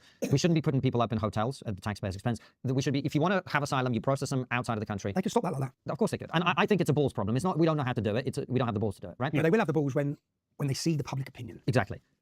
But what I'm asking you is, for example, you mentioned 23% of Muslims in this country watch Sharia law, and you said they need to go, right? So what are you saying? If someone believes in Sharia law, we have to deport them? If someone wants to overthrow the democracy of this nation and replace it with a violent ideology, we need to deal with it. And most of these people, say for example, there's 40,000 British Muslims or Muslims on a terrorist watch list. Right. 40,000. Yeah? Out of that 40,000, I think 50% of them hold dual nationality. And they've got to go. Why are we following them? Yeah. There's 3,000 of that 40,000 who are monitored 25 days, 7 days a week at a cost of £9 billion a year. Now, as the demographic changes, as the demographic changes in this country, we could deal with these problems when it was 1 or 2% Muslim population. Yeah? If we get forward to where we're at now, 6, 7%, and we look at the projected growth forecast of the Islamic community, when we get to 25%, for example, well, that 40,000 is going to double or treble. That's an army. Yeah? That's a problem. How do we afford it? Say Pakistani Muslims make up 3% of the British population. They're responsible for 33% of child defects. Do you know how much that costs? Due to cousin marriage. Due to cousin marriage. 76% of Muslims in Bradford, Pakistani Muslims marry their cousin. How much is that costing? Why are we tolerating this nonsense? Because Mohammed married his cousin. Well, I don't care what Mohammed done 1,400 years ago. You're in Britain. Sort it out. We're not paying for it anymore. Yeah? Well, our country's struggling. Our people are struggling. Our own people on the streets. They're homeless. They're hungry. They can't heat their homes. And whilst this is all going on, you're spending how much on hotels of who? Men who are culturally impossible to integrate or assimilate into this country. And that's not being. And do you know what's mad here? Which I think needs to come out is Abu Halima. Do you know Abu Halima? Sorry, Abu, I'm going to talk about you. Abu Halima was on the documentary called The Jihadi Next Door. Yeah? He's one of the country's biggest jihadi terrorists. After the Salman Abedi attack in Manchester, I started looking at Manchester, and I saw the Muslim population went from 25,000 to 50,000 in 10 years. The next 10 years went from 50,000 to 100,000. What's going to happen 10 years later? Another 10 years. Manchester's gone. That's the reality of it. We are walking into a ticking time bomb, and no one's addressing it. No one's talking about it. Nigel Farage even said, I'm not bothered about demographic change. You need to be, mate. Yeah? You need to be. Because as these problems progress and they get bigger and bigger and bigger, how do we deal with it? But anyway, Abu Halima, so I'm messaging him. I get a message just before I'm going to jail when I was arrested on terrorism charges, which I've got a court case coming up for. And he messages saying, Tommy, been watching what's going on with you. Do you want to know what's happening? I said, who's that? He goes, Abu Halima, do you remember me? You come to my house. So after the terrorist attack with Salman Abedi, I looked up the country's most feared terrorists, or the biggest jihadists. And I thought, right, where are they? So I went to Abu Halima's house in Northampton. He's 4 doors up from a school. So if he wants to get a knife, bear in mind what they've just done. If he wants to, no one's stopping him. He's next door to the school. Whose kids are in that school? They're ours. Not Amber Rudd's at the time. Was not Amber Heard. Or Amber Rudd. She was Home Secretary. Sorry. Definitely not Amber Heard. No, she was Home Secretary. Her kids ain't in that school. Ours are, yeah. So I went to his school. Please come. And so he said, "You remember you come to my house, Tommy?" So I replied saying, "You're still a little jihadi, are you?" And he said, "No, I'm not, Tommy." Yeah? And it surprised me. I said, "What do you mean you're not?" He said, "I'm still a Muslim. I don't believe any of that madness anymore." Right, and I went, okay. He goes, what they're going to do with you now under terrorism legislation is what they've done with all of us. So we've all been silenced. We're not allowed to talk. We're not allowed to do this, blah, blah, blah. So I'm going back and forward with him in this conversation, trying to get a sit down with him like this, so the public can hear this conversation. He said, "Do you know the biggest threat to Britain, Tommy?" I said, "What?" He said, "The boat people." This is the country's biggest jihadist. He's telling me the boat people. He said, "Well, what's happening to British people's houses? What's happening to the British people born here?" So I think so many people from immigrant background and even Islamic backgrounds are looking at what's going on going, what the hell is going on? What the hell is going on? Everyone's too scared to talk about it. And the government, Keir Starmer, so when the riots happened, well, as soon as they mentioned English Defence League, bearing in mind I left English Defence League in 2015, it's been redundant since then. There's no English Defence League. I saw Sadiq Khan talking about it this week. It's like, mate, it's been gone a decade. What are you talking about? You're trying to dig up this old ghost, right? And you dig it up for your own political benefit. And the reason being that rather than Keir Starmer and the Labour government say people are angry in every town in the city, which is it Friday today? No? Thursday. So tomorrow there's 14 protests in different cities. Yeah? It's coming. Okay, this problem's not going away for the governments. So as this is going on, Keir Starmer, rather than say the public are angry, far right English Defence League, everyone's a racist. And not just that, what we're going to do is we're going to get the courts and we're going to scare the hell out of you. And they thought it would work. And it didn't work, did it? Because people are coming back. So when people say about me and my element, I have held 3 huge rallies now called United Kingdom. I learned a lot. Leading English Defence League, held 8 national demonstrations. I learned when there's problems. I'll be honest, there's demonstrations going on this Friday night. I don't think that's a good idea. I wouldn't organise a demonstration on Friday night. Yeah? You're going to get people drinking. You're going to get people when it turns dark. If you look at all the demonstrations we organise, they're early, they're away from pubs, and we make sure it's over at an early time to stop these elements. And the reason being, the government want that. They want you wearing a mask. Take off your mask. Don't wear a balaclava. Because what you do by doing that, if you allow it, we don't allow, if you allow that, you're allowing infiltration. When those riots happened last at Southport, if you look at the Sunderland riot, where they burnt the police station, there's 10 men wearing fully black. I'm telling you, look up Special Demonstration Squad. The government have squads, police squads. We've seen it on January 6th in America, the FBI. They have squads which infiltrate legitimate protests. If we look, and this may sound like a conspiracy theory 10 years ago. I watched it with the English Defence League. I know how they operate. I watched what they've done. They provoke trouble. They have the media waiting to take pictures. What did they just do last week in Epping? They bust in, the police brought in protesters to provoke reaction, to then label the innocent families and scared families who want to protect their daughters as far-right thugs. I know what they do. So we made it impossible in our meetings with the police. I come back after I was censored, I was deleted, I was invisible for 5 years. Elon Musk, 2023, 4, gives me back my social media. I come back to the UK, I was exiled pretty much. I wasn't in a good place. I'd obviously made this film that I recently went to jail for. I was too scared to release it. I didn't want to go to prison. I come back to the UK and we start organising rallies. And our rallies, under this banner, United Kingdom, is about uniting Britain. And it's about uniting. Do you know what's sad, which is a worrying situation, which we should be worried about, is as this progresses, as in terrorism, attacks, rapes, there's a problem coming from a section of immigration into the country. That's my view. Yeah? And it's Islamic immigration. Yeah? What's happening now is there's a rise in ethno-nationalism. There's a rise in anti-immigrant sentiment. There's a rise in these groups that are growing. And there's a rise in people who don't understand or are just blaming everyone else. So our movement is saying, no, most migrants come to this country and they love, embrace, my mother, one of them, they love, embrace and celebrate it. Yeah? We want to bring them people together under one banner. And we want to do it in a joyful manner and a celebratory manner where we focus on our identity as British people, not a white identity, as British people. Everyone who wants to be part under that banner, come along. And we've held 3 rallies. And the last one I've done was Trafalgar, July 27th, 100,000 people, not one arrest. In each of these events, and do you know how our relationships changed with the police? It's insane, really. Any patriotic rally was met with violence with the police up until 18 months ago. Yeah? When I had my first sit down with the police, and unfortunately, again, I've learned you have to deal with the police and the government in a certain way. When I sat down for my first meeting with the police, I said, I'm going to tell you what we're going to do. Yeah, I could if I wanted to, lads. Bearing in mind these Hamas rallies, if I want to, I can organise a protest on Tower Bridge in London on the same day and same time as they do theirs, and we can have a confrontation with the Hamas radicals. Yeah? We don't want to. Yeah? What we want is a family event in Parliament, outside Parliament, with music, celebration. So let us do what we want. Stay the hell away. We will police ourselves. We will not allow face coverings, not allow alcohol. We will monitor our own supporters. And if there's a problem with our supporters, tell us, and we'll deal with them. Yeah? Because you coming in, my band did, with crash helmets and riot gear, just don't wear riot gear. Stay away. We'll work with you in any way. If Antifa and left-wing extremists are here, we'll change our location and we'll start here. Yeah? We just want to have a peaceful day. And that worked with the police. And in the end, we're clapping the police. Because, and to any of the people organising demonstrations now at hotels, you have to liaise with the police. Because if you don't liaise with the police, then you'll see conditions coming in where you can't go down this road, can't go down that road. And when those conditions come in, you'll then get riot police blocking the road. You'll then have a clash of people. So I've learned a lot. I know how these demonstrations work. I know how to liaise and negotiate with the police. And even you know, again, it's a sad state of affairs, but the English Defence League, do you remember they were opening a mosque in Luton on Down Centre? And I went down to the shopping centre 2013 and I met with the owners of the shopping centre and just basically said, I'm going to tell you what happens here. I went to the bakery, which was Bobby's family bakery. It's been there 40 years. I went to the Muslim restaurant next door and spoke to the Turks. I said, what do you think about the mosque opening there? And they said, we don't need a mosque here. That's what, we don't need, and this is the Muslims. They said, if you put a mosque there, it's going to be 100 men outside our shop. Yeah. So I went through this. So I said to the shopping centre, if you open a mosque there, I'm going to shut down the shopping centre. when the English Defence League come and demonstrate, it costs £500,000 to £1 million police, and you will board up your shopping centre. That's what's going to happen. I'm just letting you know. Yeah? We don't want to do this. You need to listen to the shops here and what they want. It worked. They cancelled the mosque. By then, they opened up toilets in Burnley or one of the northern towns, and the toilets were a hole in the ground in the shopping centre, like a Saudi toilet. Yeah. I rang the shopping centre, said, you've got 2 weeks. Change the toilet. Now, this isn't good, but at the time I knew what worked. When 364 councils, I wrote a letter to, you can Google this, and it was Christmas, and 6 councils changed the name of Christmas. They took the word Christ out of it, and they called it Winter Illuminations Winter Festival. So I sent 364 letters off personally to the councils. I said, I'm warning you, as the English Defence League, we're going to hit your city if you change the name of Christmas. If you and it all went in the news that we were blackmailing the council. So I said, well, I'm just warning them. Yeah? We don't want to come to your city, but we will. Now, they all listened. The next year, not one single council took the word Christ out of it. Yeah? And do you know what's upsetting? When I had meetings with Muslims about this with the English Defence League, Muslims don't care if we celebrate Christmas. This is some liberal joke in a council making a decision for community cohesion, which doesn't work for community cohesion. You're actually causing resentment. So I learned very quickly that, unfortunately, when you have a bit of power like the Islamic leaders have, you can threaten things and it gets done what you want. But I think we've now reached a point, Tommy, where things are febrile, to put it mildly. What's that mean? Febrile means if it's like it's going to boil over. a powder cake. It's a powder cake. It's where we are, unfortunately. You can admit it or you can't. So do you think what we do, and for people who are concerned about this, is that people need to have peaceful demonstrations, there need to be activists, there needs to be people talking about this in a calm and respectful manner?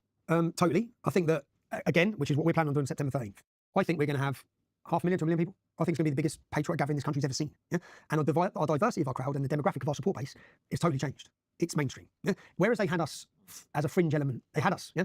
And they had control of social media. Remember, we were banned from every social media. So when they had control, they could tell everyone who we are. Then now people can see our videos ourselves. They can see what our events are like.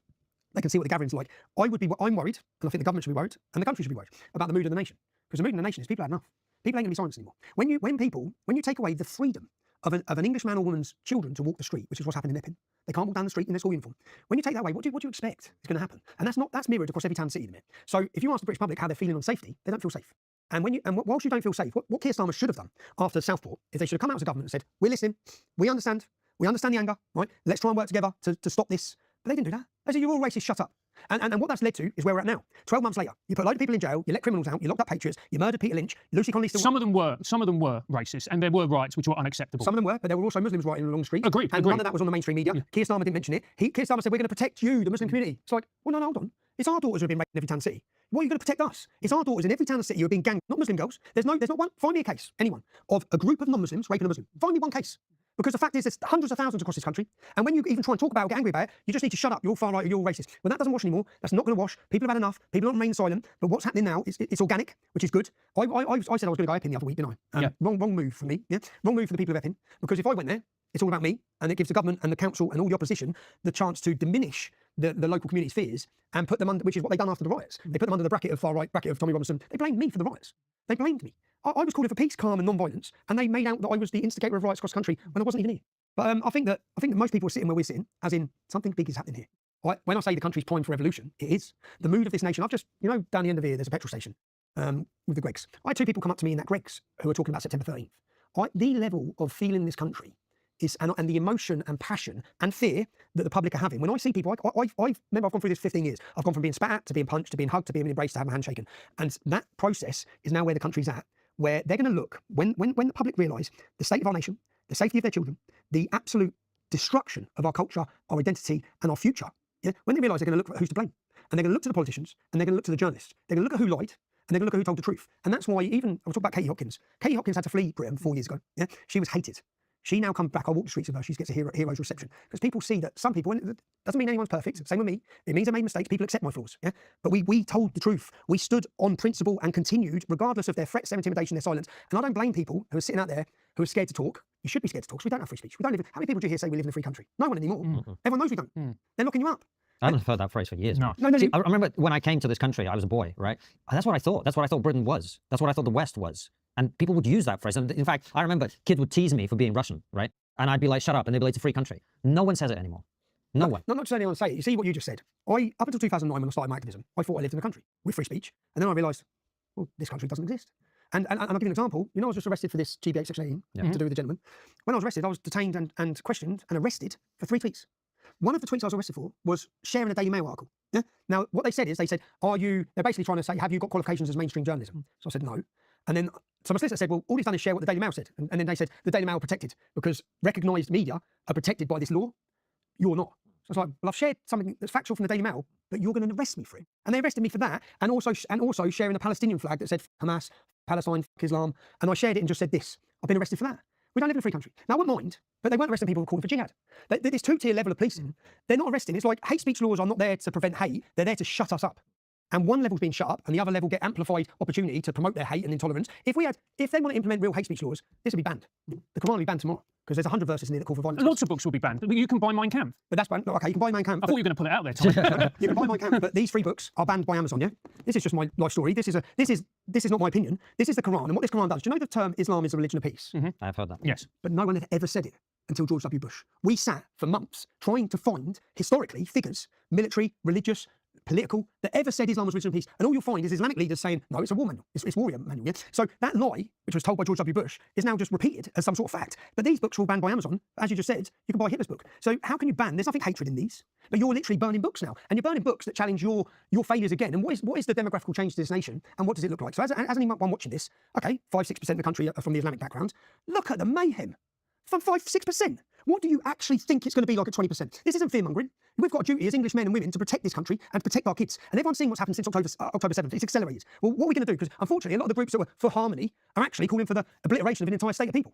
And people have seen it now. There's no smoke screens. People can see the hate. And it's not a minority, it's mainstreamed. And unfortunately, that mainstream hate is coming from the left and the liberal left, along with an Islamist alliance, which have seen this alliance before. We've seen it in Iran. We've seen where the communists and the Marxists joined along with the Islamists to overthrow and topple the country. And the first thing that the Islamists done is kill them. So we've seen it. And I just think that, you know, as a generation of British men, are we really scared to talk about this shit? Are we actually going to remain silent and look at our country and see that there's 1,000 years of Christian history in this country? Over 1,800 years Christianity's been in Britain, but 1,000 years of England. We're going to let, in 70 years, spineless, corrupt, globalist politicians import medieval backward cultures into this country and allow them to grow dominant and superior to us? That's what we're seeing. Luton is a blueprint for every town and city. You can ignore it because you think it's Luton, but it's your town tomorrow. And the demographical change and the growth in this nation shows that. So yes, you made the comment earlier about your taxi driver, who's probably a lovely man. I bet a lot of Germans were lovely during the war. I bet loads of them were lovely. It doesn't stop the dangers of Nazism. What we see with Islam, yeah, not Muslims, again, people don't understand. So if I criticise the Bible or Jesus, it doesn't mean I hate Christians, does it? It doesn't mean I hate every person that follows it. So separate the two. Muslims are people. If you speak hatred against Muslims, it's bad. You entice or encourage violence against Muslims, totally wrong.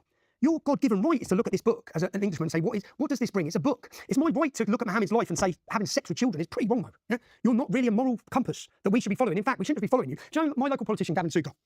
He was a Labour politician, and at the height of the English Defence League, I'd never met him, and there was a chicken shop in Luton, and he was in there. So I walked in and said, all right, Gavin, yeah?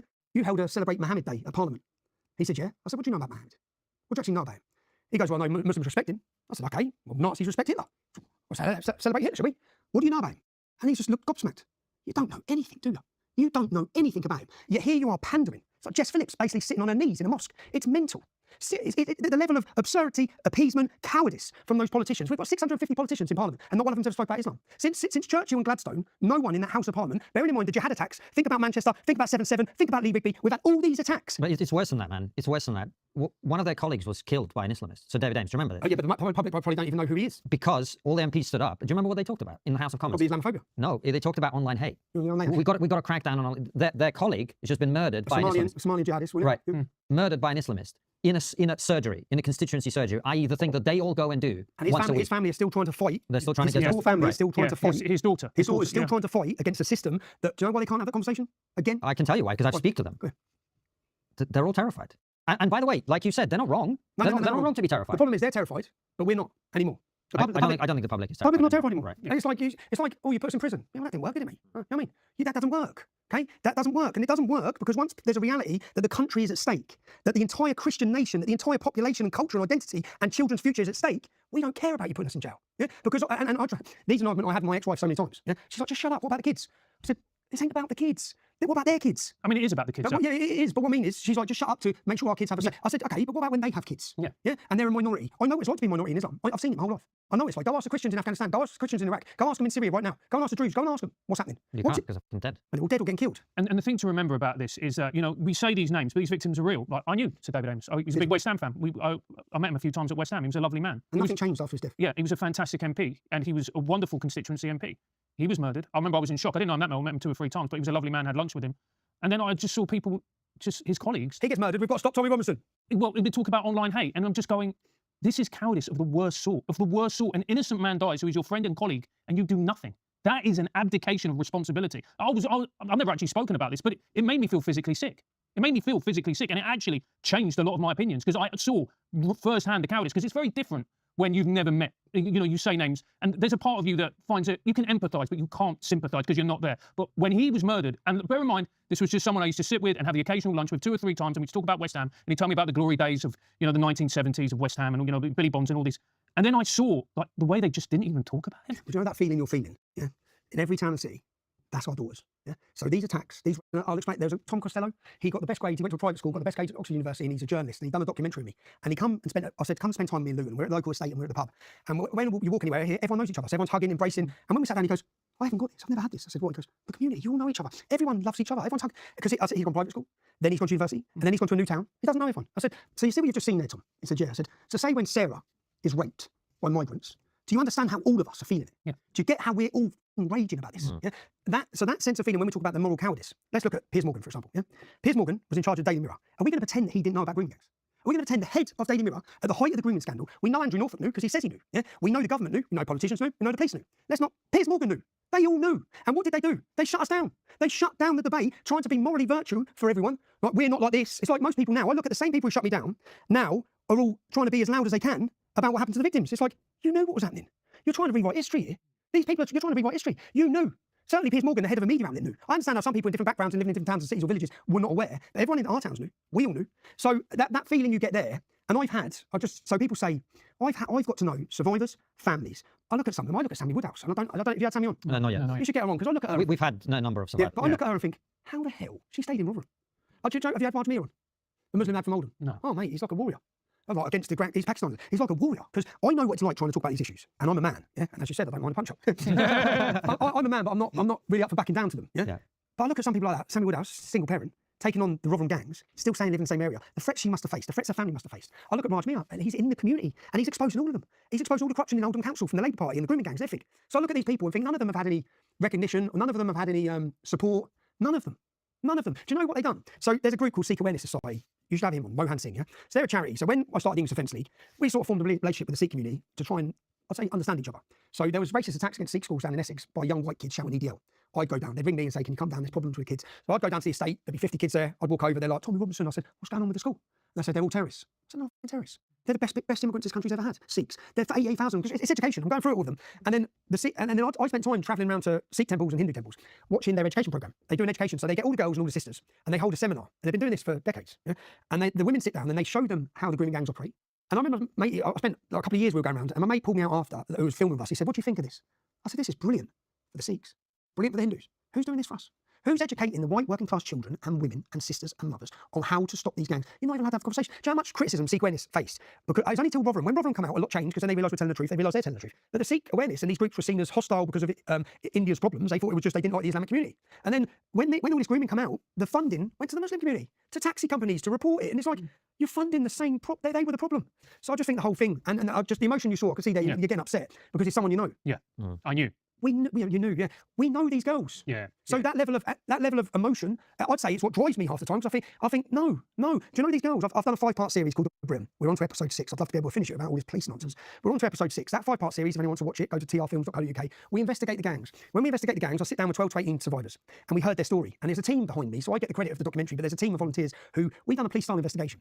As we started investigating, I'd sit down with a survivor, I'd interview her for 3 hours, 4 hours, 5 hours, the team would. We'd then put it into a database, and we got 254 names. And just so people haven't listened to my stories, you need to watch these films. You need to understand the scale of the problem. Telford has a 1.7% Muslim population. There's none there. That's why we picked that city. The police identified 1,000 victims in Telford, of the Muslim gangs. 5 of them are dead, murdered. 5 out of 1,000. We sat down with 12 to 18. Out of those 12 to 18, we identified 254 names of rapists. The police investigation identified 200 rapists. They prosecuted 11. So when you see the trials going on, they're just like a little symbol. The police going, yeah, we stopped them in Telford, prosecuted 11. What about the other 189 that raped? They're not getting prosecuted. Now, take the demographics of the Muslim community for Telford, get rid of the under-16s and get rid of the over 70s. So let's get the men that fit the age bracket that could have been raping. There's only 1,000 men. Out of that 1,000 men, the police identified 200 of them. We identified 250 odds. Then the independent inquiry, which wasn't statutory powered, which if it had statutory power, it means that, so when you see this argument going on now with the government, and they're on about doing an inquiry into the rape gangs, and the government won't give statutory power. So if the inquiry has statutory power, it means the police, the council, all of them can be summoned to court under oath and then asked the questions. The government, and this is where the insanity, Sean Davies is the MP for Telford. I watched him in Parliament recently talking about the need for this inquiry, statutory power. I've got a letter that he signed. He signed a letter to Amber Rudd. He signed a letter to block the inquiry. And And now he's trying to rewrite history in Parliament. I'm thinking, no, you blocked it. I've got 10 of them. We call it the Telford 10. 10 of them signed a letter secretly, all Labour, all councillors, to block statutory power. So Telford had an inquiry that identified 1,000 victims. It had no power. So the council and the police just ignored it. They didn't give any evidence. They just stood back. So the only way the solicitors got the evidence with their inquiry was to sit the victims down like we done. Yeah. These investigations, if there's an investigation now, if there's a historic investigation in towns and cities, I think they've say 5 or 6 come forward, it has to have statutory power because no one can be exempt. Politicians need to tell the truth. And if they don't, then they're viable for jail. Yeah, that's where we're going to get to the bottom of it. The reason why Labour won't do that, because Councillor Hussain in Rochdale went to court, Labour councillor went to court and gave a character reference for the rapist. The ex-mayor of Bolton, Muslim, went to court and gave a character reference for the rapist. Yeah, they gave character references for the rapist. They didn't lose their job in Labour. They didn't lose their position. They accelerated. What did Sarah Champion tried to speak about it? They got rid of her. She said about the Pakistani gangs. They ousted her, replaced her with Naz Shah, who was on record sharing tweets saying that the children and the victims need to shut their mouths for the sake of diversity. There has been a cover-up. Oldham, one of the men in charge of Labour Council for the gang, for protecting kids, is in jail as one of the gang rapists. Councillor Jagler, this is the Rotherham case, Labour, he was the councillor, he was working with the gangs, all proven. Labour are in the middle of, these are, we've got somewhere, they used to call them Asian gangs, we got finally to Muslim gangs, they're trying to call them Pakistani, they're not, they're Muslim. We need to get to Labour's Muslim gangs, because that's what they were. Tommy, final question is always the same. What's the one thing we're not talking about as a society that we really should be? Before Tommy answers the final question, at the end of the interview, make sure you click the link in the description. And the way you express yourself plays in how elites in the political class have responded to you. So can you share any stories of growing up in Luton around Stacey Dooley and Andrew Tate? Yes. What's the one thing we're not talking about as a society that we really should be? Demographics. By 2041, white British are a minority in Britain. That's not acceptable. It's just not acceptable. Same way it wouldn't be acceptable if black Nigerians become a minority in Nigeria. It's not acceptable. It's something we need to look at. We need to talk about massively because no one wants to talk about it. And we always to protect them and not protecting our English kids. So it's not good. So I think that the demographical change in towns and cities and the projected growth forecast, birth rate, accelerate. I see even Nigel Farage now saying he's going to get rid of the 2 cap for benefits. No, you need to keep the 2 cap for benefits. My local imam's got 14 kids with 3 wives. That was depressing.